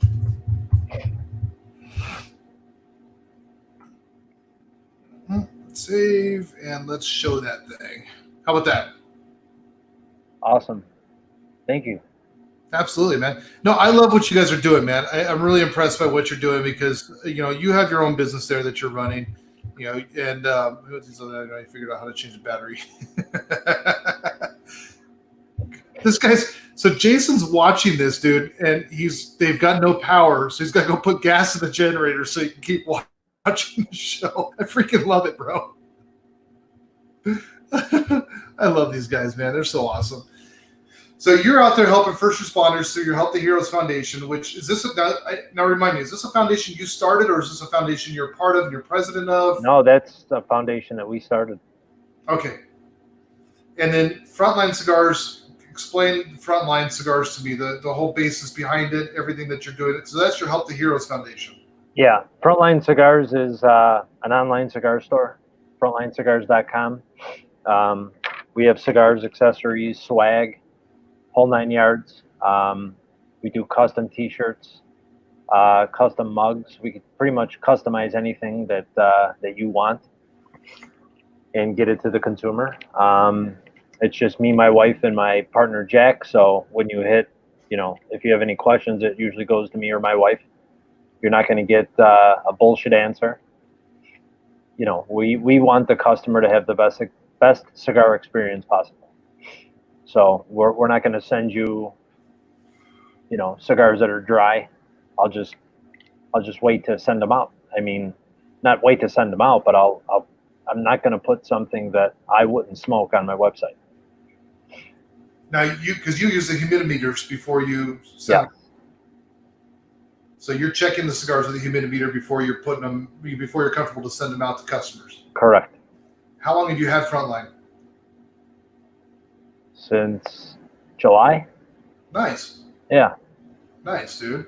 How's it going? It's going real good. Real good. Yeah. I mean, with this epidemic, sales are good. Good. Sales are real good.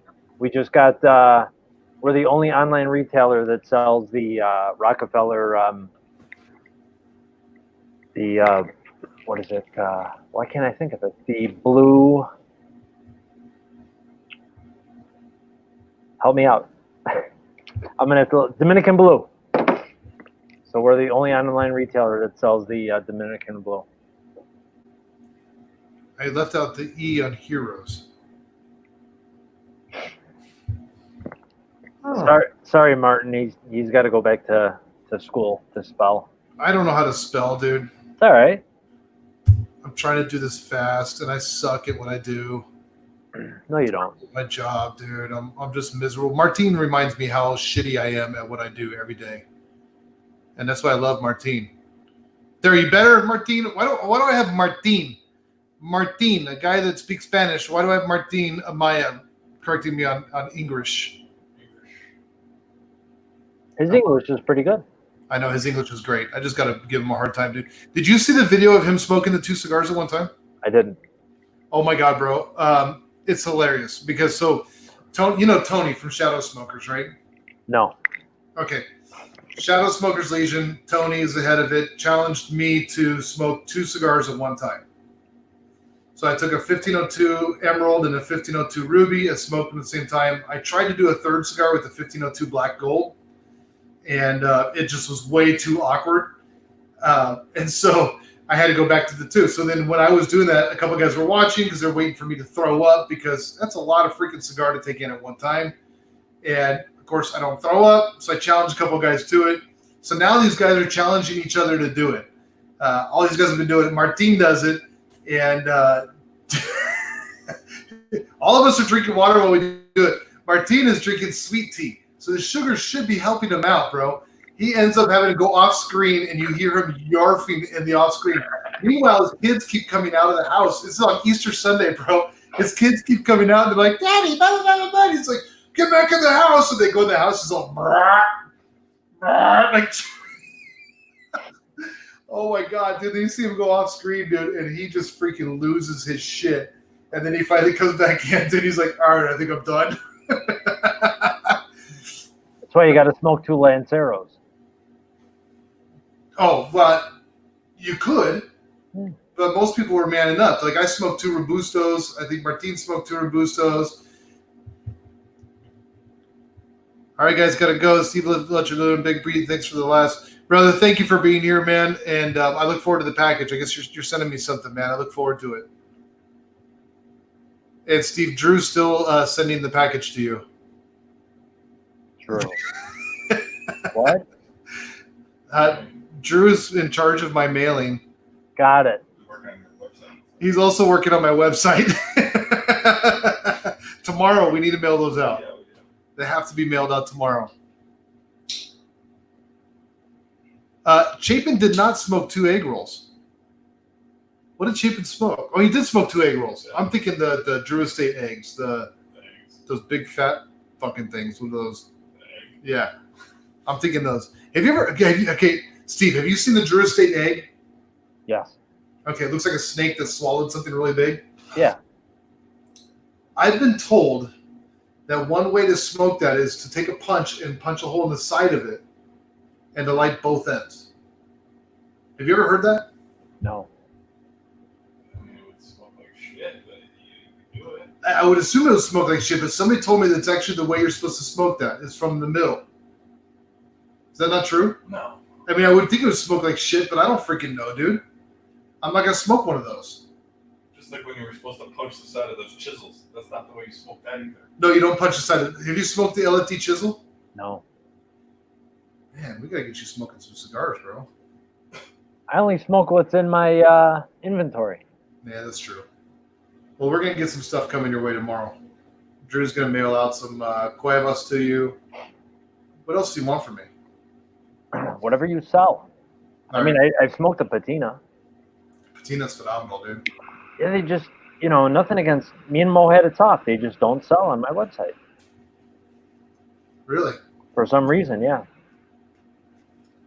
Do you have coupon codes for your website? Right now, Or do you have the capability of it? I'm sorry? Do you have capability of it? How about that? Absolutely. We need to talk off air. Okay. We'll make something happen, dude. I want to help you out. I think someone's just trying to smoke a cigar the wrong way so you can buy another one to smoke it the correct way. My cat's looking at me. He wants to be fed. Hang on. Okay. So talk amongst yourselves. Look amongst you. I'm not good at talking when nobody's here. How do I do this? I don't know how to talk by myself. Yeah, dude, I've actually never smoked the Drew Estate egg. Have you ever smoked one, Drew? How was it? Yeah, it's more of a gimmick, like novelty. It's a gimmick thing, right? Yeah. Okay, because I've never actually. Have any of you guys ever smoked the Drew Estate egg? Because I have never smoked the Drew Estate egg. It's just the natural. They have a natural and a Maduro. It's the natural blend. So like the natural wine, Okay. it's got that like kind of pipey flavor to it. Okay. Yeah, Martine, that's what I'm thinking. Is we'll get Tony involved and we'll see what's going on there because I'm looking to work with some guys. The hard thing I have, the only difficulty I have with Frontline is I need to make sure that it's cigars that I can sell to Steve. Because certain people, like I'm sure, like I think Espinosa and a couple of the other guys have reps in those areas, and I want to support Steve either way. Like I want to support you as best as I can, but obviously, like we're all in business together. We're all trying to make some income, so I need to make sure I'm not stepping on someone's toes. Trying to sell to you where you're at. So I gotta talk to some of my manufacturers and see what we can do to help to get that going for you. Sounds good. So, yeah, well, that's what I'm thinking is we might be able to consider it an in-house account and just let me handle it. So we'll figure this all out, guys. We'll figure it all out. I promise you. I'm going to have some conversations with some of these guys tomorrow anyways, and we'll get it all figured out anyways. Awesome. Where's the cat? Eating? Oh, I thought you were bringing the cat into the show here. No, he doesn't. No. He's camera shy? No, he just doesn't like me very much unless I feed him. It sounds like every cat I know, dude. That's my wife's cat. I have my cat's upstairs sleeping on my side of the bed waiting for me to go to bed. So a little backstory which people might not know and might not care, but I don't care. So in 2016 I was diagnosed with cancer. Came back to work after not getting paid for 3 months, and my buddy and I started a cigar club. And our goal was to help out injured or sick cops who were not getting paid or getting shafted by their respective departments. So we started the Blue Line Cigar Club, and in a year and a half, we donated over $60,000 to 7 families. It got a little bit overwhelming for myself, so I grabbed my buddy John, Jack, and my wife, and we started Help the Heroes Foundation. And it's just been, it's been slow, but everything's a work in progress. Yeah. So right now, as you know, I'm suffering from PTSD and anxiety because of the job and some of the things that I've seen in the course of 14 years being a police officer. Right. So, me personally, I don't care what other people think because I need to get my story out. I need to let other people know that you're not the only one in this. Right. You're not the only one, having the PTSD, having the anxiety, having to go through counseling on a regular basis. It's, there's guys out there that don't talk about it because maybe they're afraid of, that stigma of police officers or firemen or military that are supposed to be strong. But in the same respect, everybody has feelings. Thank you for your service. Yeah. Thank you very much for your service, Joe. Yeah, and you guys could follow us on Instagram and Facebook, Frontline Cigars, Help the Heroes Foundation. We're on both. And yeah, we're about 200 or 300 away from 2,000. We're going to do a giveaway once we reach 2,000. Nice. Like Phil was talking earlier, we have the Frontline Cigar Lounge on Zoom. And we're going to do weekly giveaways with that. This week, I'm not going to tell you which day, we're giving away, or actually Kevin from Rockefeller Cigars is giving away a free 5-pack. Nice, dude. Yeah. And Nice. then Phil's giving away his on the second week, and then Ray from Corona Cigars is giving away something the third week, and on and on. Nice, dude. I love it.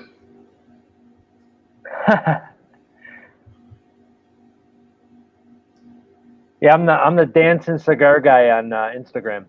Hey, you know what? Every time you pop up to it, makes me smile. And that's our goal. Our goal is to make you smile and you have a better day. Yeah. Because I don't know how you're feeling. So I want to make you smile.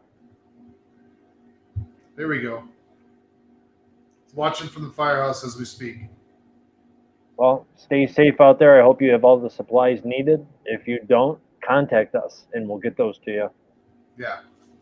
No, and I think it's great too. You and I have had many long conversations so far. Like I've only known you for a short period of time, but I feel like I've known you forever. And Well, we're missing something right now. what are we missing? Yeah, back at you, brother. The 2-finger salute. No, but I think the conversations we've had have been great, dude, and I think we're on the same wavelength. And you know, I hear you talk about like the first responders and all that stuff, and I think it's not until just recently, and even still not as much right now, that that people have not really given the attention to the first responders that's deserved. Am I off on that? No, you're 100% right. I mean, you know, and Joe, I'm from the suburbs of Chicago. I'm about 15 minutes outside of Chicago, 15, 20 minutes. No, you're absolutely right. You know, it's like Phil talked on my show or on our Zoom show the other day, where you go into a situation where you're seeing a bunch of dead bodies and stuff. You need time to almost cope with that day. I mean, there are times where I go to scenes and I see stuff that people can't even imagine, and you come, you know, they want you to come home and just live your life. Well, that ain't gonna happen, Right. because your mind is just racing. Yeah. Yeah. And I think so often, like, that's just forgotten. I mean, and God bless them. There's a ton of stuff out there for veterans, and I love that there is.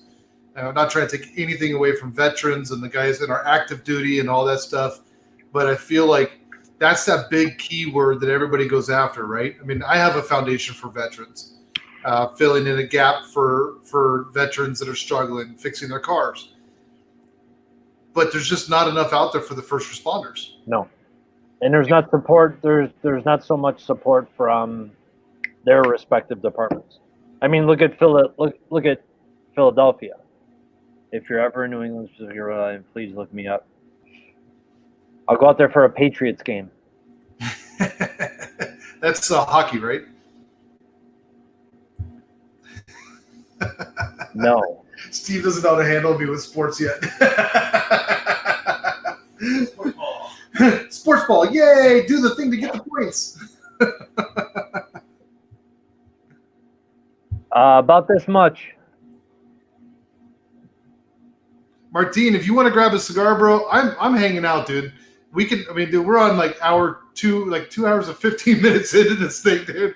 I really don't care. So I'm down to a nub, but I've got a few cigars behind me in the humidor, and I can always grab another one. If you want to jump on, dude, light a cigar and jump on here with me, bro. When Steve and I are done, then, bro, light one up, man. He says, "Fuck the Pats." Well, I guess we're not meeting up then. Well, he actually says, "Fuck that, Pats." So yeah. It just shows the English. Yes, it's okay. It's a fireman. Yeah, we get it. No, and I think it's great, dude. I really like. All joking aside, I think it's great because, like I said, I don't think there's enough attention given to those guys because they're here. They go home to their families every day. They're not in a war. You know, it's labeled as a war, but I mean, dude, these guys they're in a war every day, and they're in a war here locally at home. Yep. And they have to go home and see their families and try not to only a few. Try not to beat them and really just try to get their head straight when they go home, right? Yep. And that's not easy. I mean, I've never been there, but I can imagine it's not easy. No, especially when you don't have the backing of the people you work with. And, you know, you walk into a situation where a guy's cut himself, wanting to take his own life, and you're there to help him. And, you know, he wants to hold your hand because he doesn't feel comfortable going to the ambulance by himself. So you hold his hand, and the next thing you know, you're getting called derogatory names, I would say insensitive names that I'm not going to say on here because they're homophobic. Mm. But, you know, it's guys like that shouldn't be on the job. Right. If you don't want to help people and you want to make fun of people, go find a new job. Right. Go back to high school and be a bully. Yep. Absolutely. Yeah. I just wonder, like, when do – I mean, listen, we'll make fun of each other in good fun. But when can people grow up and stop making fun of, and stop tearing other people down out of like malice and spite. Like, what's it gonna take? I have supervisors that did that to me. That's crazy, dude. Yep. That's crazy. I'm gonna need another cigar here. This thing's burning the shit out of my fingers. I don't know what to smoke next. It's tough to turn it off when you go home, and certainly no backing from up top. I feel you, brother. Believe me. I can't even imagine that, man. When you have the chief of police calling you because you say you take a sick day because of mental health, and you don't have enough sick time, and he calls you and tells you he's going to bring you next door in front of the board and fire you, I pretty much told him, go ahead. I don't need the job anymore. Wow. I see the support. It's all good. I'm in a better place. The cigar community has been great. That's all I could say. Guys like you, just unbelievable. The cigar community is every community has its assholes and its people that are just retarded, right? It has its trolls and its assholes. The great thing about social media and what we're doing here is that we can boot those people out of our lives. Yep. And we can include in our group. I mean, I've got a great moderator in our group with William. He bashes people. He has fun. It's all in good fun, like jokes around, like total dude. But if someone's going to be a total dick, we'll kick him right out. Yeah. And he asked me, he says, hey, what are the rules? Like, he was all nervous about being a moderator, right? Because I'm like, I don't have time to moderate this thing. What was that? That was me, sorry. Oh. And he's like, dude, what are the rules? And I said, don't be an asshole. Yep. That's it. If they're being an asshole, dude, you can give them a warning if you want. If not, just kick them the hell out. Yeah, I haven't had one problem since we started the Blue Line Cigar Club. There was one problem, but we got it fixed.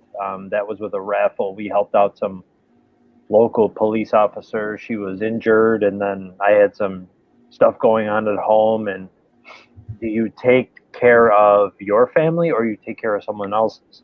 So right. I stopped caring about her and went to who needed my care at home, and I got some backlash for that because we didn't get her the money that she was promised. But long story short, everybody pitched in one day from our cigar group, and we ended up getting her the $1,500 that we promised her. It's a great group of guys, man. Great group of guys and girls. Yeah, the gals that are in the cigar group, for the most part, are freaking awesome, man. Like, we've got Sherry as one of the gals in the cigar group in Cigar Mechanic Garage and over in Shadow Smokers Legion. And dude, she keeps up with the guys, man. Like, she is just like, she'll bust balls with the best of them, and then she'll call them out when they're being just obnoxiously stupid and being too much of a guy, right? And I freaking love it, dude, because they keep up. They don't get offended. They have fun. Like, I love the women that are in these groups. Hey, Joe, if you're out there, check your Facebook. Who? This Joe? Yeah. He's on here still. Did you send him a message? Send him a friend request. I love if it. you get a friend request from some guy named Mo, that's me. Mo. Why the Mo? So in junior college, before I went to get my bachelor's degree, everybody was named Joe, Steve, Frank, Tony. So we had like two of each. Okay. So we just decided to call everybody Mo. Okay. So then, yeah, that's where Mo came from. So now you just went with that on the Facebook. Yeah, Mo, and then my last name are my two daughters, Madison and Gianna, broken up. Okay. I love it. Sherry can make Chapin speechless. Do you know Brandon Chapin? No. Okay. Dude, that dude, he's the guy that will fire back like nobody else, man. Like, that's the dude that's like always on the edge of getting kicked out of every group, but he means in goodwill, and like in all good faith, like he means well. No, I don't need a drink right now. Thank you. He always means really well, dude. And it's so funny because like Sherry can shut his ass down, dude. It's freaking hilarious. It is great, dude. She's amazing. Martine, did you get a cigar yet? I'm kind of waiting for Martine to get on here. I want to bust his balls. Was that close enough to Chicago right there? Oh, What? Bulls. Buster Stones, Buster Stones. or in my case, Stone. Stone, Buster Stone. Are you a one nut? Yeah, 2016 cancer took it. So Oh man, dude. all good. That's stuff to get in the way. Yeah. Yep. Yep. Sometimes I wish we were almost like bulls, where they would just like at a certain point in life just take the nuts away. Like, don't need them, bro. Just get rid of them. Get those things out of the way. Martine's almost ready. Martine, I'm gonna send you a link right now, dude. 'Cause I'm about to light up another cigar. Yeah, I'm gonna get one myself. Okay, grab something, dude. I We'll got make time for one more. good. We'll make this fun. I hope so. Martine, stand by, guys. We're coming up here. We're gonna get Martine on here, man.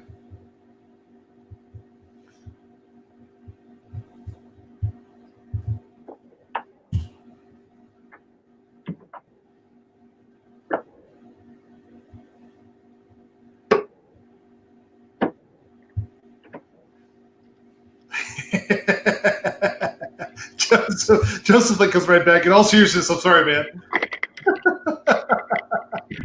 You can come back to this.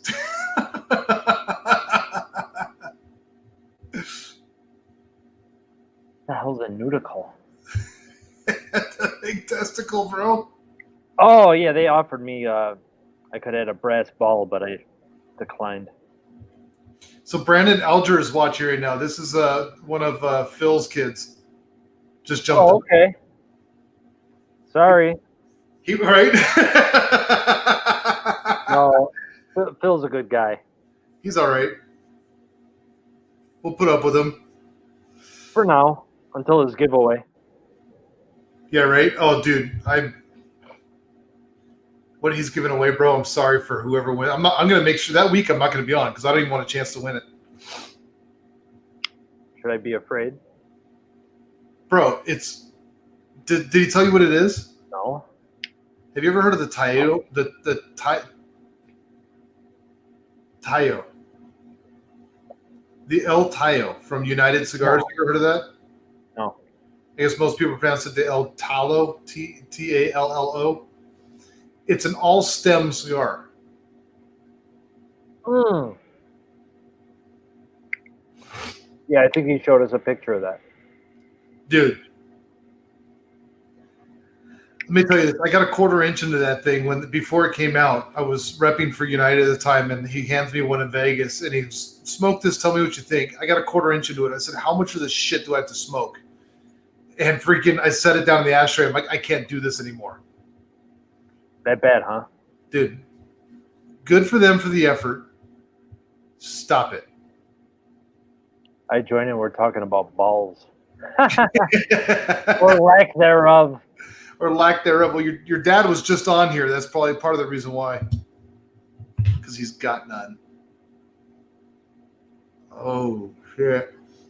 So Brandon wants me to build and fabricate a bumper for his Volkswagen Rabbit or Golf. What are you working on? It's an older Volkswagen or Cabriolet or something like that. Dude, he wants to the Cabriolet, and he wants to Baja this 80s Volkswagen Cabriolet, dude. So he wants me to fabricate a bumper for this thing, dude. This bumper's gonna be too heavy for that car to push.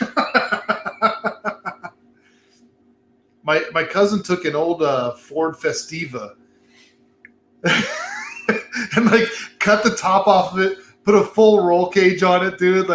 Full exo cage on this thing, dude. And mobbing in the desert in this thing. The thing was yellow. And he got a hair up his ass one day and put a bunch of red or black dots on it and called it the cheetah. And had a cheetah glued to the hood of it as a hood ornament, dude. It was mobbing in the desert with this thing fully caged. We used to take those. Remember those Mack truck bulldogs? Yeah. We used to take those and collect them. Yeah. A lot of people used to steal them, man. I remember when mine came up missing on my truck. Dude, I'll take you back in the day. You remember back in the day when people would snap off the Mercedes emblems and wear them? Yep. Do you remember that, Drew? Yeah. Dude, a lot of people were like, what are you talking about?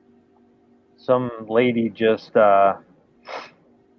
sent us an email that she got a crushed box. I've never had anybody get a crushed box. Who do you ship with? USPS? USPS isn't as bad as UPS. No. Plus, you got to sign for tobacco. Well, with UPS? Yeah. You're supposed to. Yeah. I've never seen anybody collect a signature, yet they have no problem collecting the extra dollars for the signature. That's crazy, dude. It is what it is. Well, yeah, you just fix it, right? And that's part of the online biz.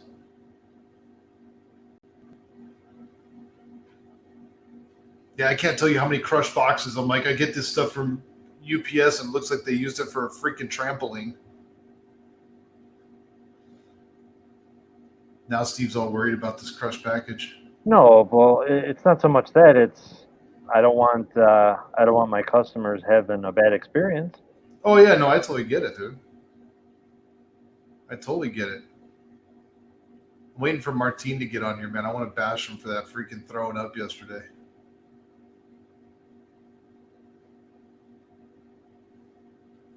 I never signed for a box from any shipping company, says Joseph.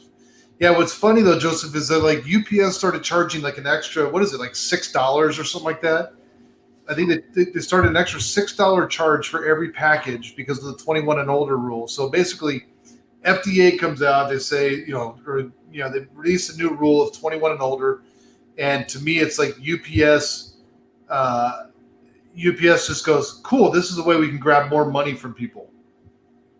They've never required a signature. I've been in the lounges when they deliver the product, and they've never asked for a signature. I mean, Drew, you were there during that time. Yeah. Did they ever get asked for a signature? That box. Yeah.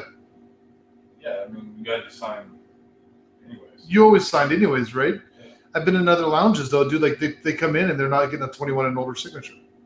Yeah. They just don't care. They're like, here's your package, and they leave. What do you charge an extra $6 for? A lot of times it's already saved. So if they go there a lot, they don't get a signature every time because it's already saved. So then what's the extra $6 for? Thank you. It's all about the money grab, right? Then all it is, and all that does is it makes it more expensive for the consumer. So like lately, dude, what happens is like I've been fielding complaints from people about the shipping. My shipping's more expensive.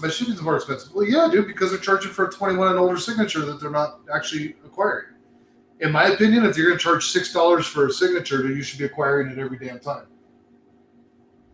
And it doesn't cost $6 for me to sign something. I don't know, dude. The money grab shit's got to stop, dude.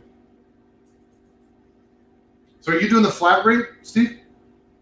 I did I got the flat rate boxes, and then I have the just regular boxes that I ship out. I gotta go. Time to go. Look at that, my cigar's done. Martini! No, we failed. I tried to do this outside, and for some reason I was going to use my phone to connect. For some reason it said that it would not allow audio or video, so I am on the laptop inside the house because I got nowhere that I can set the laptop outside with enough light to see me, and I can't smoke in the house. But that's what I was going to smoke today. Murcielago, love it. But I can't smoke in the house. And the wife would probably kill me if I smoked in the car. Or new car. Well, that's what you get for saying that bald guy. Did you trade in your old cigar lounge? I did. We, long story short, the wife had wanted a new car. And I had been recently laid off from my job with the whole pandemic thing. And my wife basically manned up and got a job. So she's got the income now coming through. And she was like, hey, why don't we get another car? I was like, I can't pay for a damn car. So she's like, well, with my income, blah, blah, blah, blah. So she pulled all the numbers up, and I was like, oh, okay, well, we still have money. So she had been building our credit up, and I told her, well, no, I still don't think it's a good idea. Let's just wait until I get a new job. And she threw a fit. So, long story short, she pulled up our. She basically we bought the car on credit, and so we're looking at cars online, and we're trying to figure out what we wanted. And I was like, well, shit, if she's gonna throw a fit, and we're definitely gonna get a car, I might as well look at something that I want. So I found the Infiniti Q50, and that's one car that I've been wanting for a long time. Nice. So we went and picked out the car, and she got her car, but it's still something that I kind of wanted. So it worked out, I guess. But happy wife, happy life. exactly. That's exactly. So where are you gonna be doing your reviews from now? Outside. It's a brick wall. Outside by the wall, yeah. So no reviews if it's raining. No raining, no cold weather. But thankfully, it's going to be summertime, so we'll see. Bro, I'll see if you can let me have one of those new air, or what do they call them? the rabbit air. Yeah, rabbit air. We'll see. Bro, you need to build like a little cigar lounge, man. Get yourself like a little 10x10 tough shed in the backyard, bro, and build a lounge out of that. Yeah, we're thinking about doing that too once we get a house, but can't get a house now. Yeah. Why? Because of the car, or just because of the pandemic thing? The pandemic. Yeah. Yeah. Because we were saving up we were about 4 years into our 5-year plan, and the pandemic just kind of screwed everything up. So we were planning on getting a house next year, toward the end of the year, and we won't be able to afford it now. That's so great. she settled for a car. All right. Now, are you going to go back to work after this is all over? Are they just a temporary layoff? Well, they laid me off, and they got all my information. So hopefully, once all this is over, they said I'm rehireable. So we'll see. Because it was a good job. So I'd been there for 5 years, and everyone that was there after I had applied was also laid off. So seniority rules, I guess. All right. All right. Well, at least your wife was able to find something, man. That's good. Yeah, I know. She ended up working for the Walmart distribution center in Denton, Texas. They got a big, giant warehouse. So she's basically unpacking all the stuff, getting it labeled and shipped out, and yeah, she's working harder than I was, definitely. Wow, dude. So this lady complained that the box wasn't taped. If anybody ever received a package from Frontline Cigars, I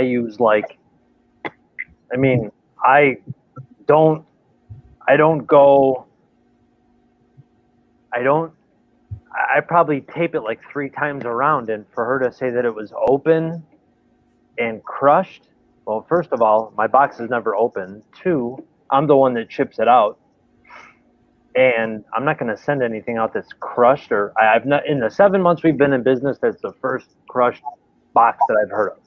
Wow. Well, light bulb goes off. Hey, maybe someone wants something for free. And she only ordered 2 cigars. 2 cigars? 2 cigars. Yeah, dude. Come on. Yeah, I would, Joseph. So basically, my whole time there just extends and keeps going. Where did you work, bro? Classic BMW. Oh, nice. In the parts department. Nice, dude. Mm-hmm. So they're way down then, huh? Well, they're a family-owned business, so they went down from full staff to 2% staff, and then to just everyone that wasn't working, because they basically told us, okay, we're going to go down to 2% staff. We'll still pay you, and we'll see what happens here at the end of the month. So at the end of the month, after they're trying to close out all the bills and accounts payable, all that, they just said, sorry to inform you, but we are permanently laying you off. Wow. Yeah. Kind of sucks, but I mean, I kind of expected it, so I'm just going to ride it and see what happens. So are you able to get unemployment at least? Yeah, we've got unemployment and Good. the stimulus. So. Well, if it makes you feel any better, I haven't been getting paid since January 7th. Oh, man.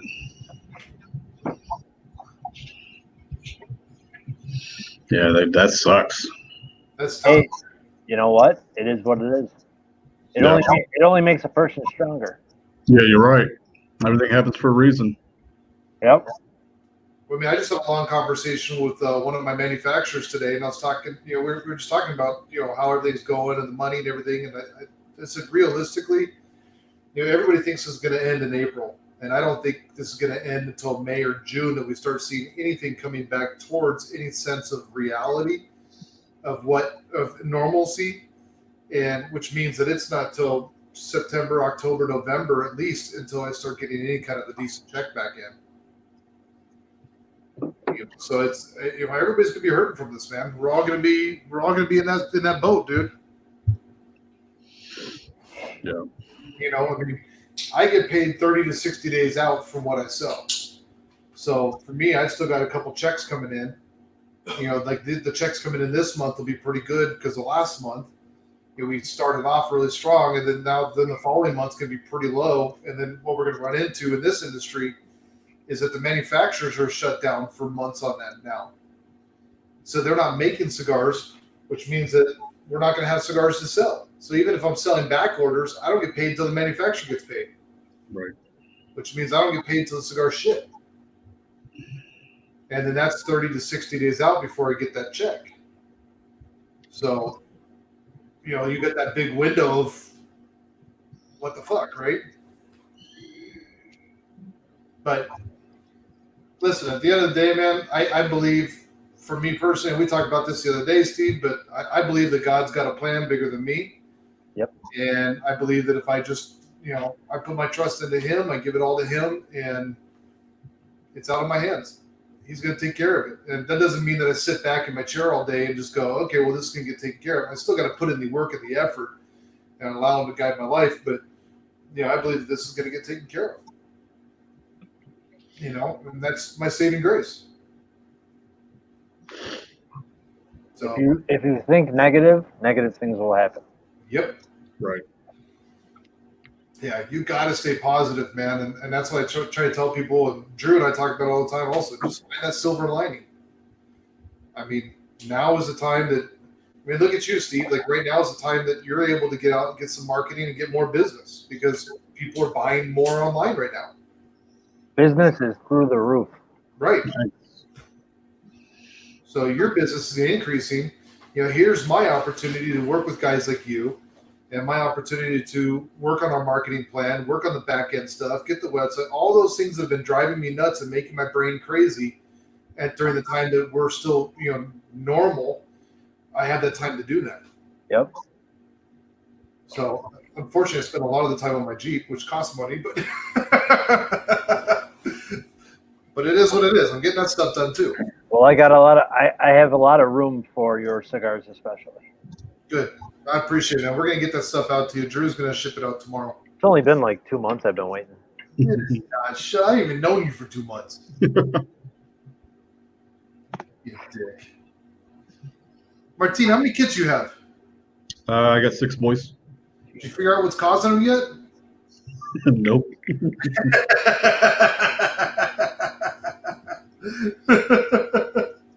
Dude, how was your puking yesterday?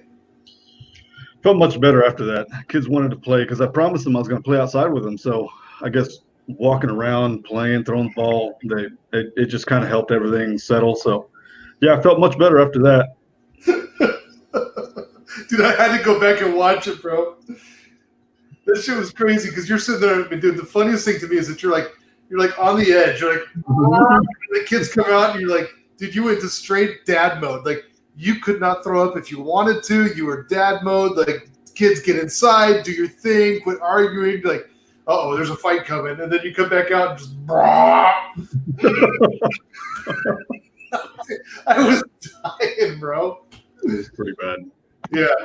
And then you go off camera, dude, and that mic caught every bit of that sound. And that coming out and splashing on the ground, dude.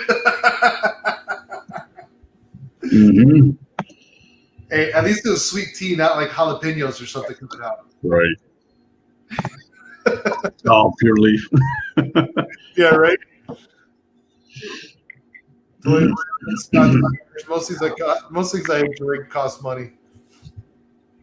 Oh, man. So have you ever ordered from Steve here? No, I haven't had a chance to. Well, Stacy wanted a car, so I really couldn't do much this month or last month. Martine doesn't like cigars with skulls on them. Not true. No, I've got nothing against skulls. I love skulls, man.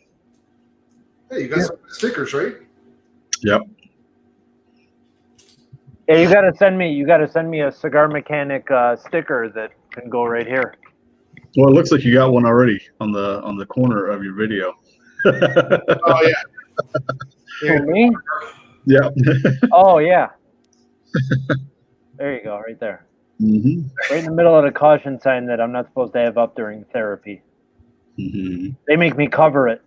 Are you serious? Swear to God. Wow. They make me. I can see why. Yeah. So every time I go on my Zoom therapy, they make me cover it. So I just keep it covered. Oh no shit. I can understand that. We definitely need to send Steve some stickers, bro. Yeah. So we'll just send you a bunch of cigars and some stickers. If that works for you. Oh, I get those fingers? Yeah. Wow, you tell him I'm gonna send him cigars, I get the thumbs, dude. If I'm just talking to him, I get this one. See, now it wants to work. Oh, it wasn't letting you log in before? It wasn't letting me. Now it's asking me all the stuff, all the credentials. So what's your next review coming up? Wednesday. What do I have lined up for Wednesday? Let me see. Go back.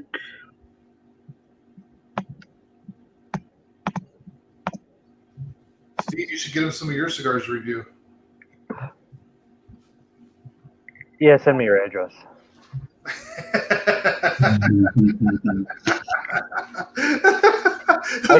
I just actually texted my guy tonight. I'm running not low, but low enough to start to get. I had to take off boxes from my site and just sell singles and 5-packs because I'm getting to that point where I don't want to get.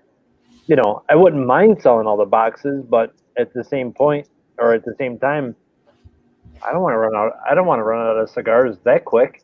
Right. I've got two that I can maybe release on Wednesday. There's a Viva La Vida, and there's a Brick House 100%, the TAA exclusive. All right. I'll still keep watching. All right, dude. Producer Drew is leaving. Oh, pussy. He's got work to do. He's going to work on the website. Dude, he's doing a killer job on our website, I'll tell you. There's gonna be some really cool stuff on there. Yeah, I'm pretty excited about it. All right, dude, have a good night. So you said the Viva La Vida, and what was the other one? I'm sorry. I've got the Viva La Vida or the Brick House 100%, the TAA exclusive. Okay. And then I've got a cigar from a shop in New York who's been around since 1974. They sent me some cigars out, and I was planning on releasing that one sometime next week, but I don't know. We'll see how that one goes. I get nervous on reviews. I don't know why. I don't know. I get nervous on Martine's reviews. No, like Boston Jimmy, that was like, I was like, not like nervous, but I was like, all right, if this guy doesn't like my cigar. Oh, because they're smoking your cigar. I see what you mean. Yeah. Yeah, well, High Desert Man fucked all that up, so. I didn't say a word. Yeah, I mean, I still don't see how he didn't think he did anything wrong, but just the way he went at it, he was just, wow, it smells like shit. This tastes like shit. When you critique a cigar before you light it. Right. Oh, this has skulls. Yeah. There's a meaning. There's a meaning behind the skull. Exactly. Well, clearly he didn't do his research before he got into it, figuring out about that cigar. Right. And yeah, that's one of the things that, I mean, I at least look up the binder, the wrapper, the filler, and I look up for like some kind of unique story, because the story is really what makes the video. So if I'm not talking about the history or how what came about with the cigar, then it's just another cigar review.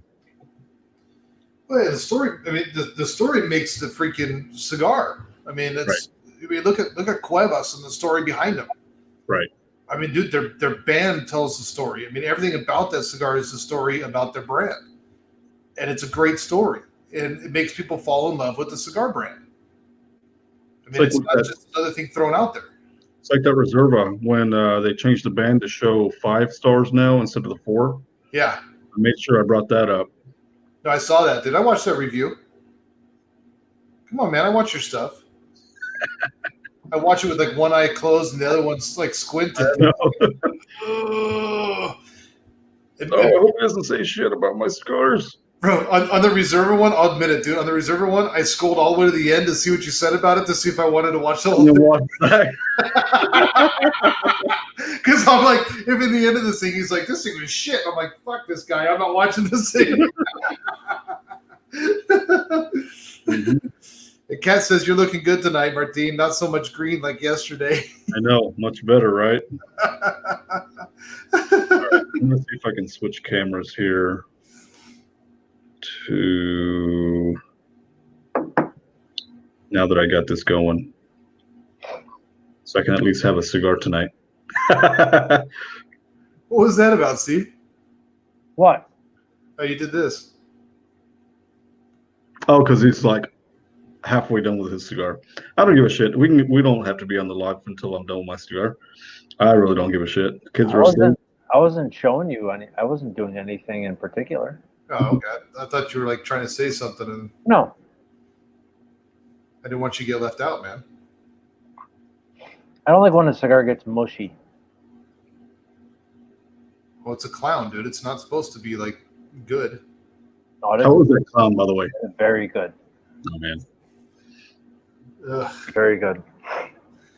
I'm not a That's- big fan of. I'm not a big fan of barber poles, but this one. Hold on. Okay, hold on, Martin. You got to silence. You're gonna kick this one out. Yeah, just kick that one out. Kick it out. All right. So I'm gonna go outside now so I can have my cigar of the day. Let's see. You're banned from studio. Yeah, let's do that one. Banned from studio. I have the option to kick you out or ban you. We're screwing up live. Yeah. None of the above. Oh, no, I kicked his ass out. All right. Time to light up. There you go. I like this. You got like you got like a barrel or something you're setting up on? No, you want to see what I got you set up on? Yeah, I do, man. I got All right, so let me give you the full rundown of how it all happens, right? So there's the subscribe sign right there. Yeah. There's my AC vent. And when I put my my phone on, because I use my phone to record.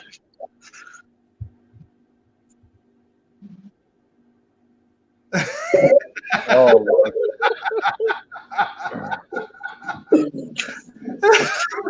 So the back side of this thing will actually hold my phone right there, so that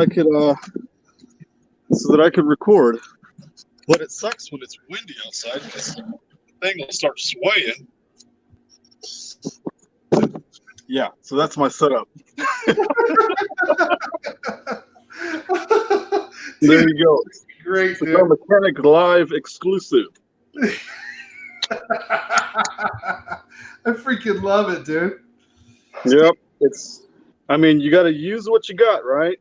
Bro, absolutely, man. Steve, you have like a little studio setup, right? Do you have like a tripod for your camera or what? I'm on a laptop. Oh, so you're just using the camera on the laptop? Yeah. Okay. Gotcha. And the microphone, you're using the microphone on the laptop too? Or your headset? Yes. The laptop. Nice, dude.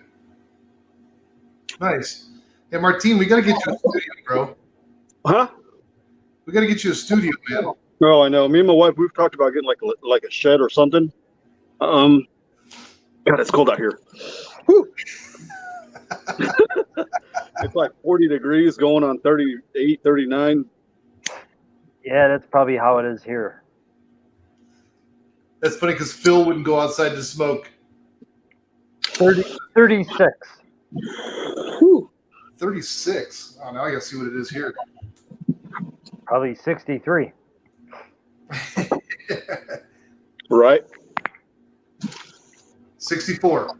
Wow, close. I'd take 64 over 30. Yep.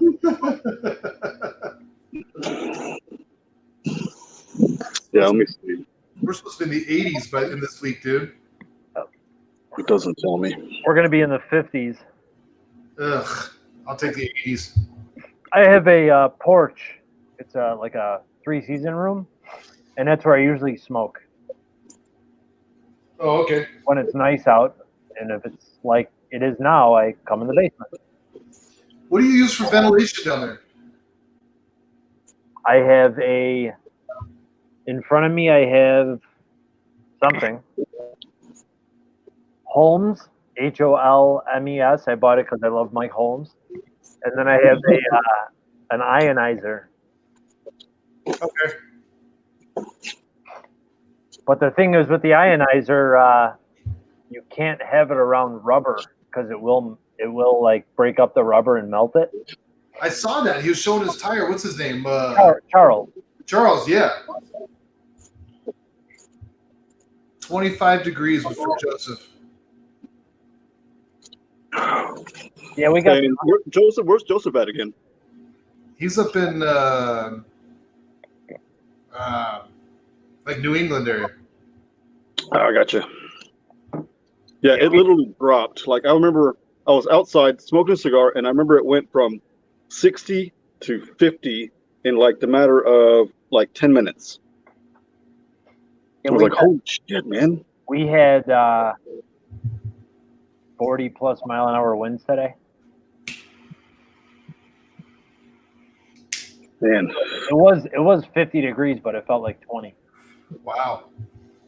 Martine, Jason wants to know if you guys got the high winds. We do, yeah. We were literally, the kids were out here bouncing on the damn trampoline, and it literally felt like tornado winds. But when you look up at the air and there's like nothing, it's like clear skies. We're like, what the fuck's going on? Yep.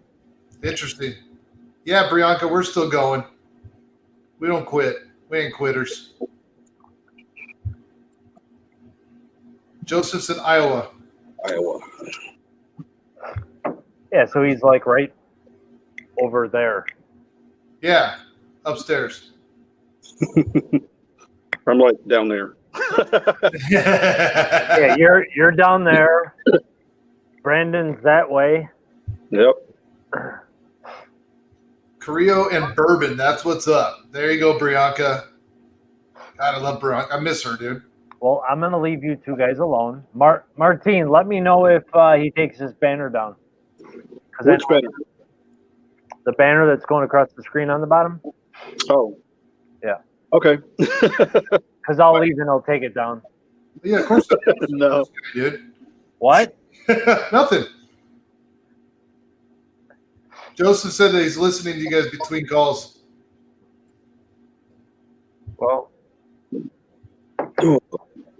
Joseph, he's actually out at the station. Stay safe out there. Joe, hope to see you guys tomorrow night, 8:00 p.m. Central Time, 6:00 your time.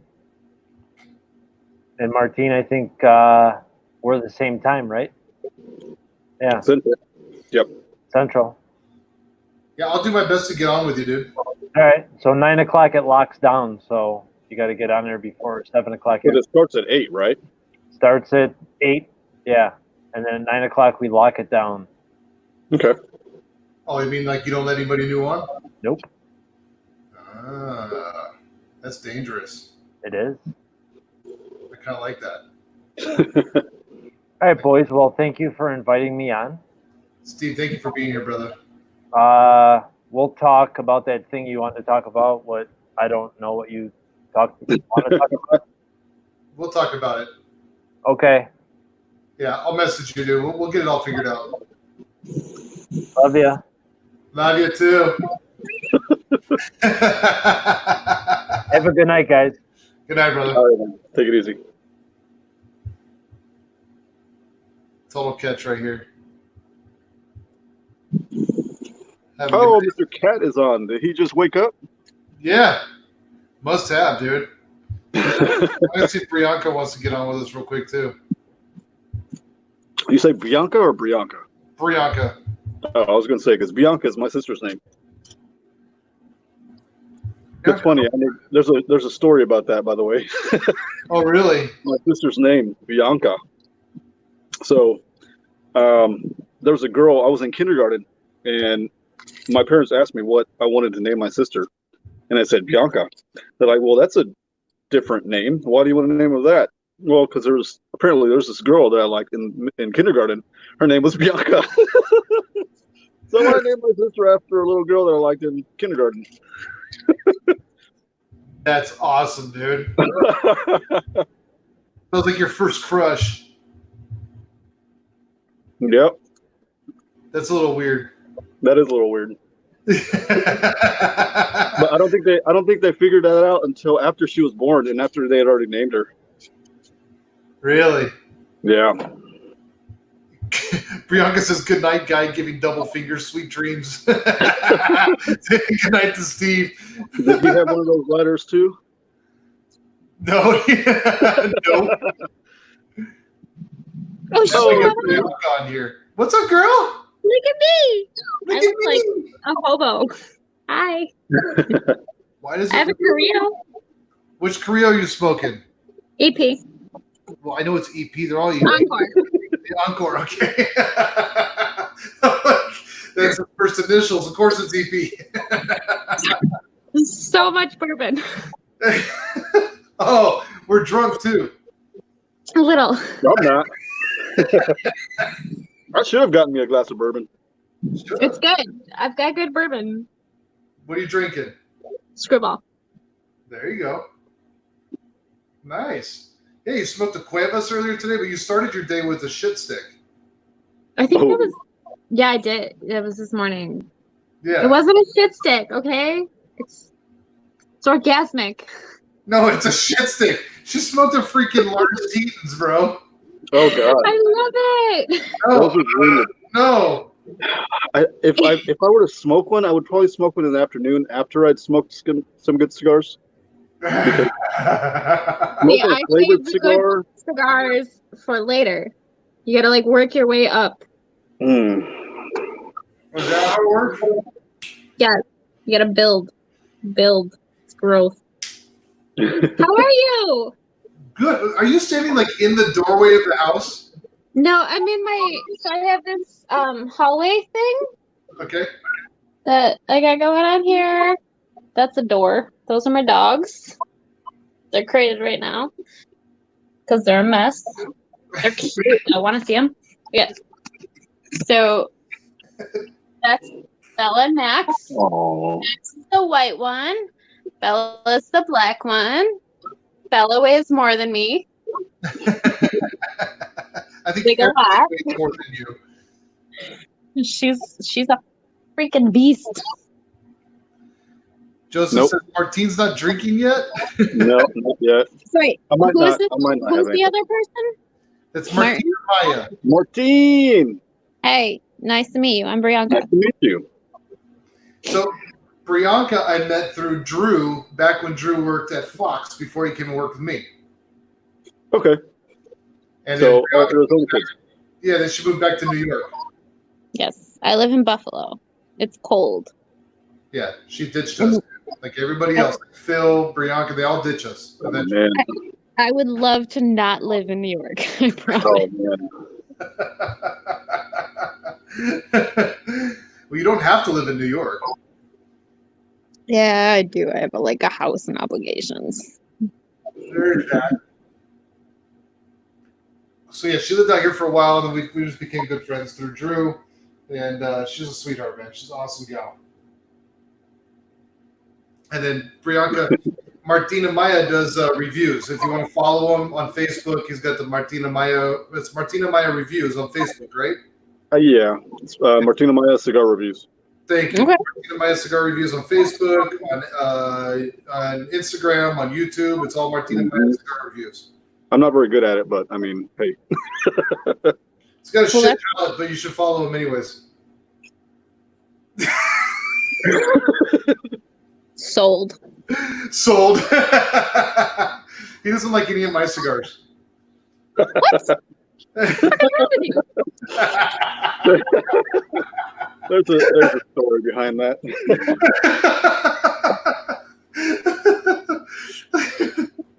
I don't know. Life is hard in New York because like none of your cigars are here. Well, good for the online retailers to carry them. Well, yeah, but that's hard. It's not hard. You go That's online, like you getting click up on and some finding my credit card.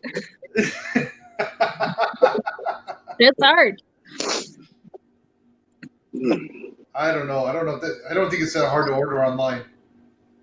My boss went to Vegas and he bought me my box of Carrillos. It was my welcome back gift. Nice. Yeah, he's good to me. Your boss, didn't you buy him some cigars? What? Didn't you buy him some cigars before? No, he doesn't smoke. Oh, okay. I bought a box of Cuevas for me. That was my Valentine's Day present to myself. There you go. Perfect. Yeah, the Habanos? Or the Connecticut? Yeah. Yeah. Yeah, those are my favorite. Well, But they sent me natural, Martine. No, I've also smoked the Cuevas Coraline, Connecticut, and that's one of my favorite Coraline, Connecticut's. Nice. Okay. You must have missed that review. I did. I missed that one, man. I'm afraid to watch your reviews.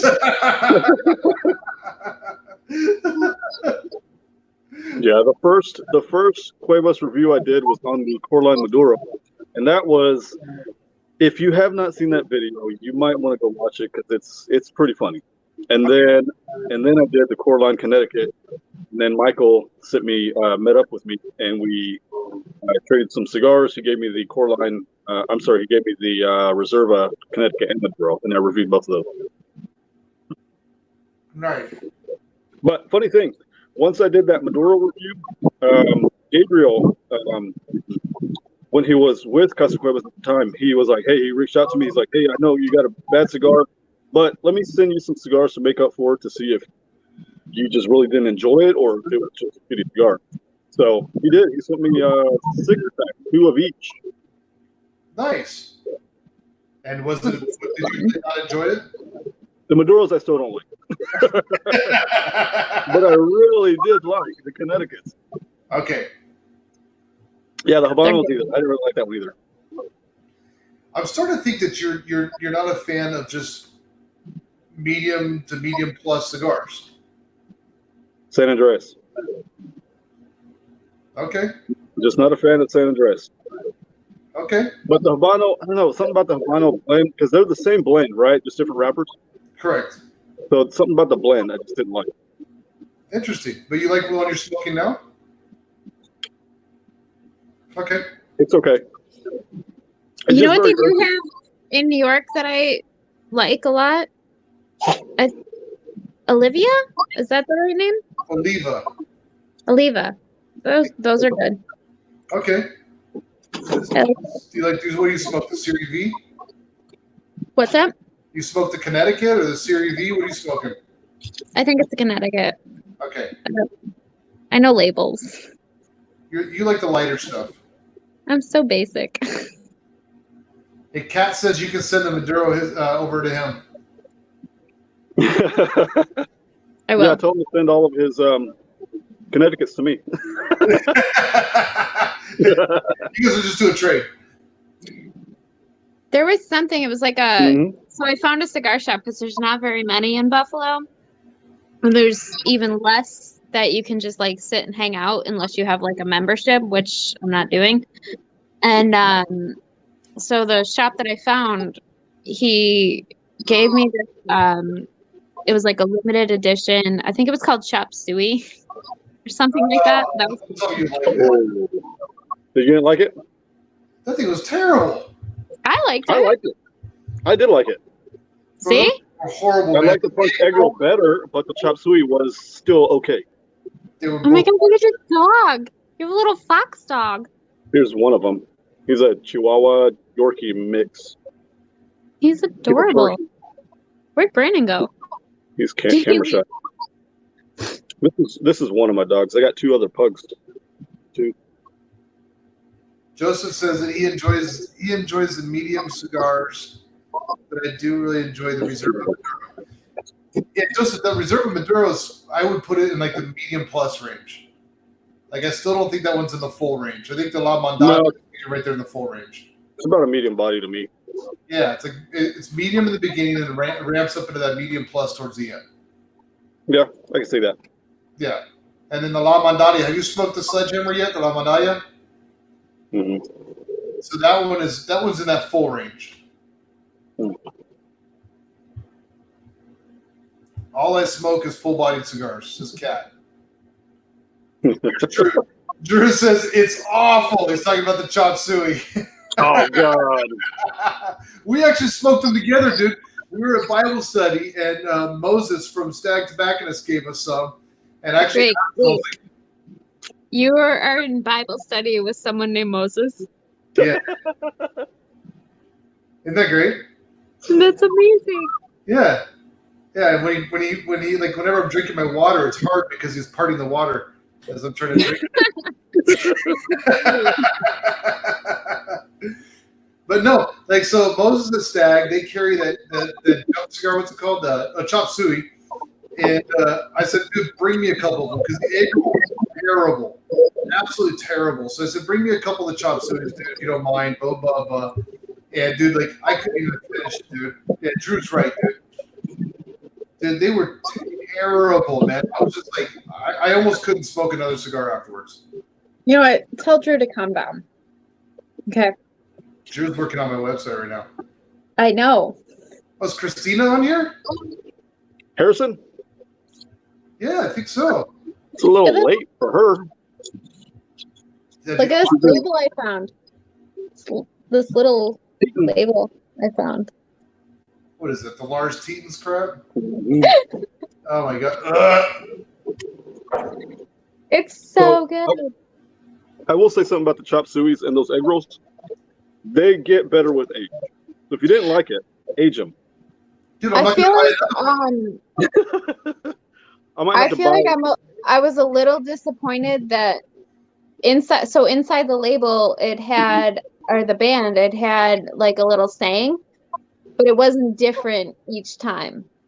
I feel like it should have been. On the egg rolls there were like 3 or 4 different sayings. I didn't try those. I didn't even know those existed until you just said that. Yeah, you're not missing anything. Don't worry. They're terrible, dude. Like I mean, I don't know. You might like them. In my humble opinion, they are absolutely terrible, and there seems to be the consensus amongst most people around here. They were inconsistent. I would rather smoke the Lars any day over the chop suey, says Drew. Oh, I just zoom in to read that. I would agree, dude. And the Lars like almost ruined my life, and I'd rather. You know what? Chop suey. Drew's the one that introduced me to Lars. Uh-oh. That's all I'm saying. That's because it was his job. No, it wasn't. That was his job. In that moment, it was not his job. I was disappointed that the chop suey was a Lancero and not a Robusto. Same, bro. They were trying to do a chopstick. Now, here's what I was not disappointed that was a Lancero. What I was disappointed in is that it tasted like shit and it burned me. Lancero is one of the best cigar sizes out there. I will smoke a Lancero over anything, dude. And if you get a good Lancero, a good cigar in a Lancero, which it's hard to find a bad one in a Lancero size, but if you get a good cigar in a Lancero, dude, you get so much more flavor profile out of that than you do out of a Robusto. A lot of people don't know that and they don't understand that, and so they shake their head at it because they want the Robusto. So this, like, not dates me, but says how much of not an expert I am. But this Carrillo, that's a what box cut? What is this? Box pressed. Box press. I love box press. Now, I really like box press a lot. and box press are really good because typically to make a box press, what you have to do is you have to actually slightly underfill the cigar. You have to put one less leaf in the cigar, basically. And they're rolled in a round format, and then they're literally stacked in a box, and there's literally cinder blocks put on top of a piece of plywood, pressing with just weight over months of time. So as the cigar is aging, it's literally sitting in a box being pressed into that square shape from a round. That's why as you smoke them, a lot of times they'll actually kind of form back into a round shape somewhat, because the heat and moisture being accumulated is kind of pushing them back into a round form. But in a box, I smoke them too quick for that to happen. What's that? I said I smoke them too quick for that to happen, but you also leave the band on longer. What? You also leave the cigar band on. Well, yeah, until it gets to that time, and now it's that time. Yeah. I fucking lit this cigar like when I joined in this chat. Yeah, you suck them down pretty quick. I do. I have nothing else going for me right now. Kat, I got to get you off of those.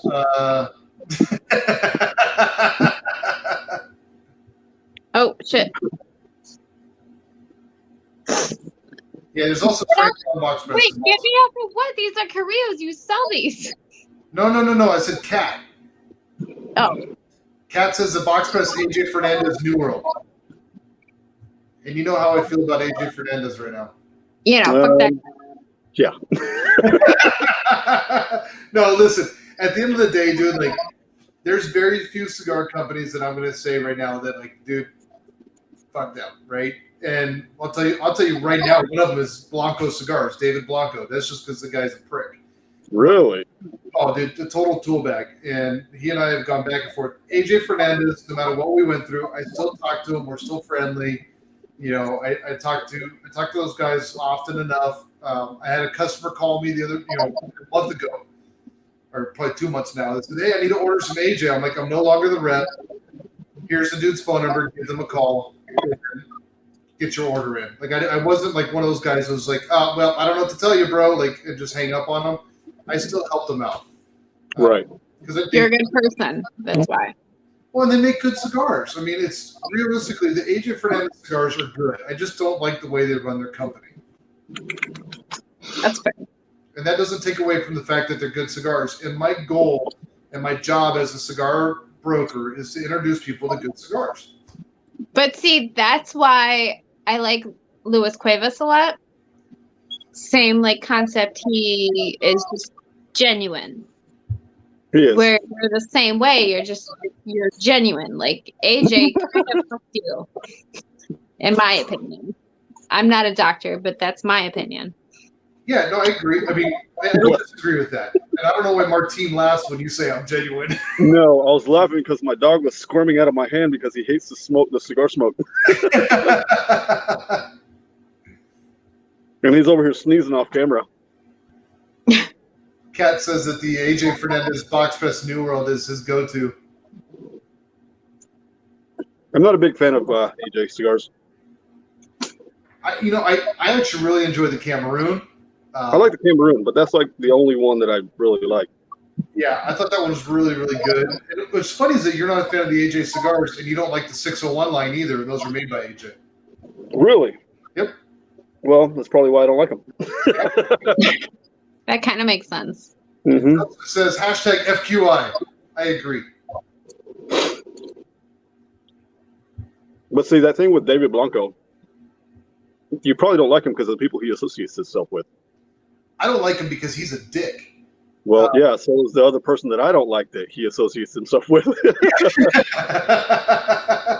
And I have no problem saying that. Like, I'm not talking shit when I say that. It's widely known.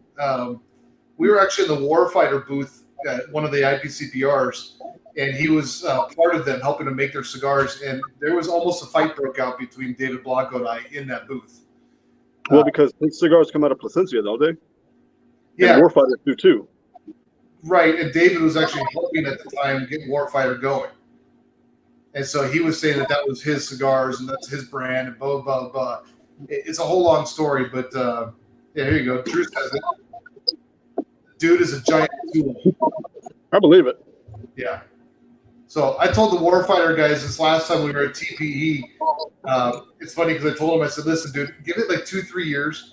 And if IPCPR or PCA, whatever they call this, if it's still around, what I want you guys to do is set up your booth as a boxing ring. Oh, We'll have Cigar Mechanics sponsor the boxing ring, so it'll be my logo on the floor of the ring. And I said, dude, we'll get the big giant boxing gloves and people can get in and have fun throughout the week. But then we're going to say, okay, guys, Friday at 3 o'clock is the main event, and it's going to be like Blanco and I going to blows, dude. Not with the big gloves.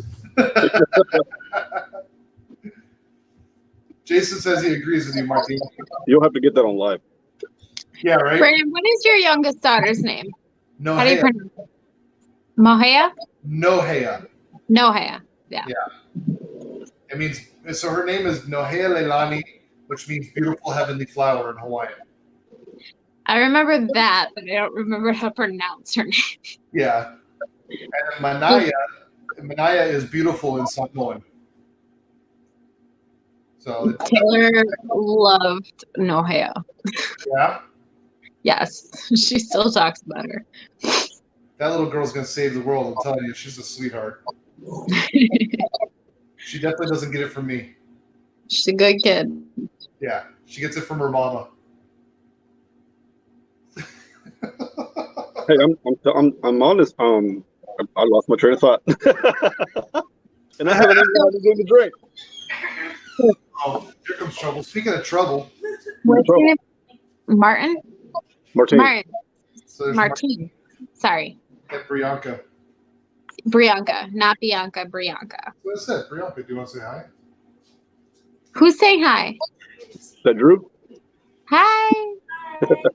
Happy birthday. She says happy birthday. You can hear that. You're Oh. deaf. Oh, she can't hear you. You can hear me. It's belated. She says I'm deaf. It's belated. We never actually met, but your dad's a top-notch guy, and he likes you a lot.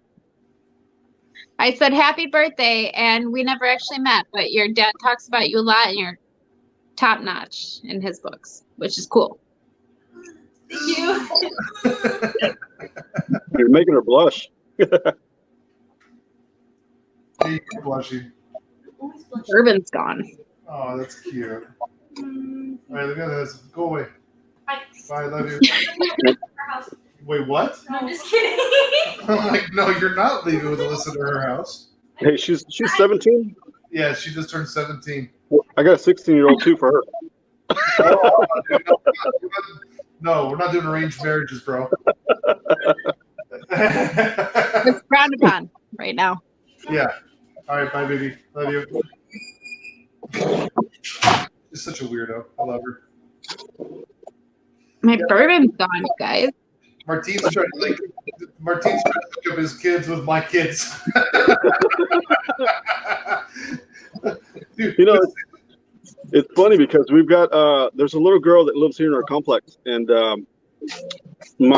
she's like in love with my 16-year-old son, and she's always like trying to flirt with him, and my 16-year-old's like, hey, what's going on?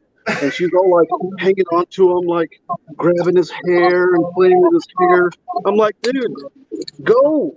She's giving you all the signs. Talk to her, dude. Which is funny because if that was your 16-year-old daughter, you'd be like, oh, hell no. Right. I'm glad I had all boys. Oh, dude. I'm glad I had girls, man. I live in a state where I could carry a gun.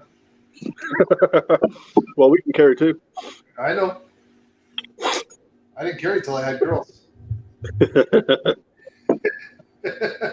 I'd probably have a full safe if I had girls. Yep. Yeah, I just picked up another 500 rounds. It's actually, I owe my buddy for that. I'm going to pay him. Now that I think about it. So, Brianka, you're still working, right? Yeah. Good. Living the dream. Oh, yeah. Hey, listen, anytime I hear people complain about having to go to work, and I just want to freaking reach through and choke them.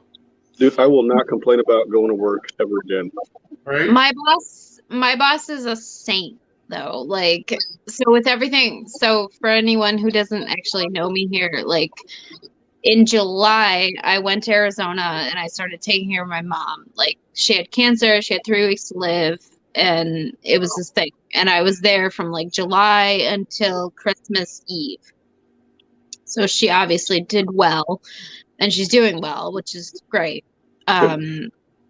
But my boss, however, has been a saint. He has been like making up work for me the whole time I was in Arizona. And he now, like, I'm doing a lot of stuff here at my house and a lot of personal stuff, but like a lot of change, and just he's been like, all right, well, just work from home and do what you can do, and I'll pay you on the side or whatever you need to do, just be good.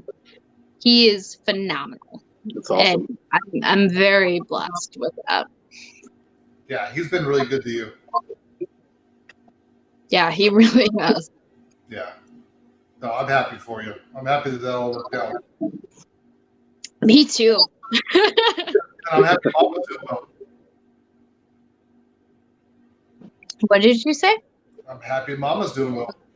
Oh, yeah, she is. She's doing really good. She had a PET scan the other day, and cancer's still there. It's Okay. not growing, but it's not shrinking.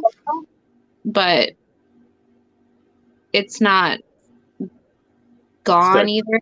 But she's doing good. Good considering. Well, I mean, as long as it's not growing, that's a very positive. Yeah. Especially when the forecast was 3 weeks back in July. So Did you put a piece definitely. of styrofoam in Melissa's car? No. Like in a part of her car? I don't know No. how I got there. There's just a piece of styrofoam sticking out of her car. I did not do styrofoam in your friend's car. But you park in front of my mailbox again, I'm going to fill the whole car with styrofoam peanuts. It's not in front of the mailbox anymore. She parked in the driveway and the garbage cans were out. I had no one else to pull it. You're going to come out one day and open the door, and it's going to be like freaking styrofoam packing peanuts falling out of the damn car. You never mess with a mechanic. Anyway. You'll drive away and hit your brakes and your horn will honk. Or the zip All right, go away. Martine, where are you from? I am in Dallas, Texas. I've lived here Okay. my whole life. What's that? I've lived here my whole life. Okay. My sister lives in Houston. Kind Okay. of. That's just down the road. Yeah, as far as Texas is concerned. Mhm. Yeah, Yep. I love I Texas. was there for a wedding like a month ago. It was fun. Yeah, Houston's crazy. The drivers are crazy there. Their highways are insane. I thought Dallas was bad until I went to Houston, and it's just horrible. That's good. Everybody's like real cool. If I could live somewhere, I think I'd pick Texas. Yeah, I would probably move to San Antonio. I think I'd probably retire in San Antonio. Just the atmosphere. You have a lot of mixed people, and a lot of that Latin heritage is still in Texas and in San Antonio. Huh. That's fun. I learned I'm 4% Greek recently. So you can learn Greek. Wow. Yeah, I'm Greek and English and Scottish and not Polish was the response my dad had. Like, no Polish? No, none. Oh. You grew up thinking you were Polish. My dad was a little concerned about the lack of Polish.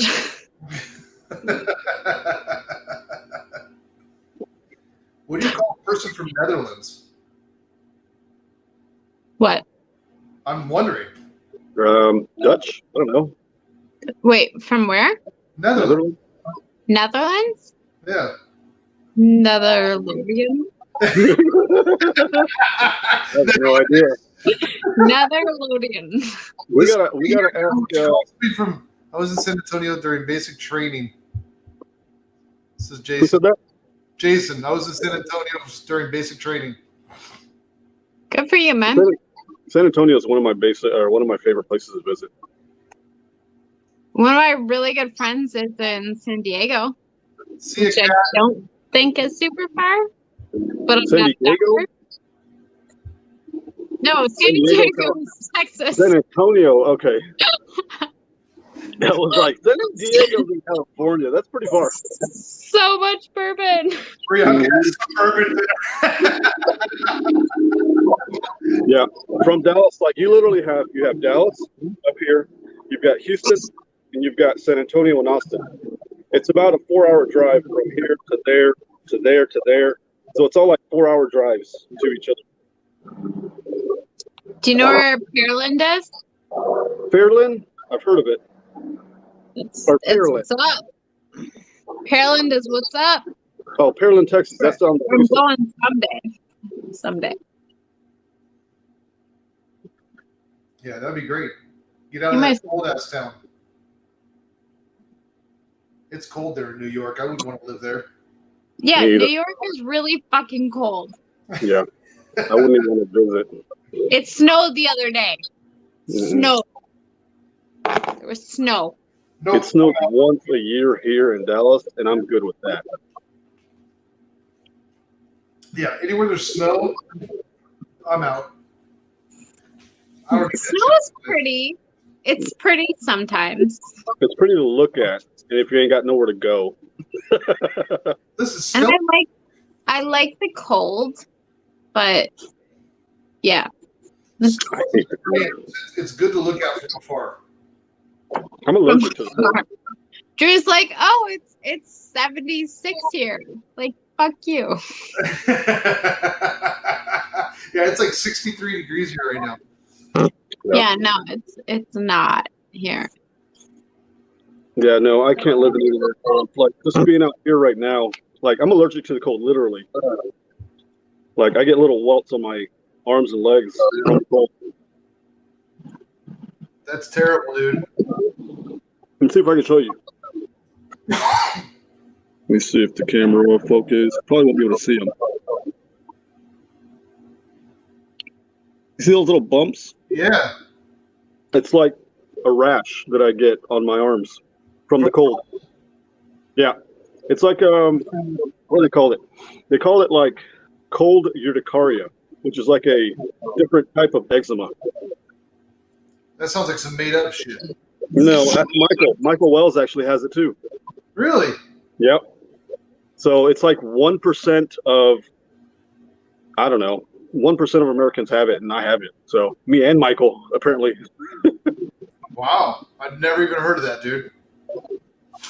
And in the summertime, I'm actually allergic to the heat. I get little rashes in between where like my elbows meet, like right here. I'll bust out into like a heat rash. No shit. Yeah. That's I'm weird. also messed up. That's weird. Huh. Well, all right, guys. I'm going to call it a night. I'm just about Me done. too. So. Yeah, you're almost done. I love you guys. Brianka, I miss you. I just dropped my cigar. 'Cause you're- I miss you. I miss you. I miss the hugs. I miss seeing you. Your beautiful face. You come around. I miss you too. But we'll see you again soon. Someday. Yeah. Martine, It's a lot. congratulations on the new car.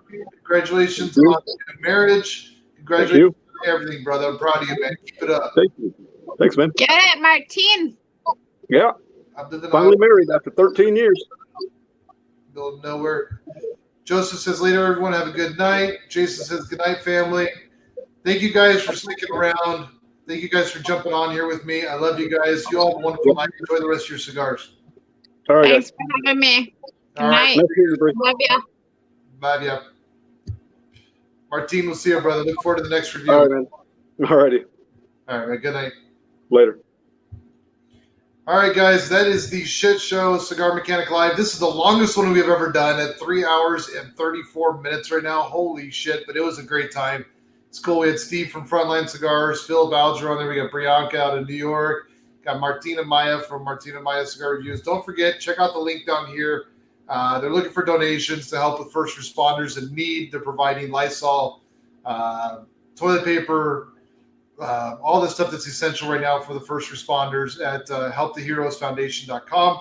So if you guys are able to get on and help out there, that's a big help. Help Steve with Frontline Cigars. He runs that foundation and is providing all this stuff directly to the frontline guys. So that's firefighters, paramedics, police, all of that. So if you guys are able to help out with that, that'd be awesome. If not, don't feel bad.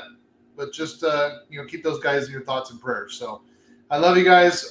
As always, don't forget, Cigar King, we have CM10 as our coupon code there. It gets you an additional 10% off at Cigar King. And just for being a part of the Cigar Mechanic family, that's what we do for you guys. We've got great deals already. You take an additional 10% off the top of that as well. Good night, Drew. Good night, Jason. Good night, Joseph. Everybody that's stuck around this long for this shit show, we appreciate it. I love you guys. I do. I appreciate all the support and all the love you guys give the family here. And stay safe out there, guys, so we can all continue to smoke together and we can all get together one day and have a cigar. So appreciate you guys, and we'll catch you all later. Love you guys.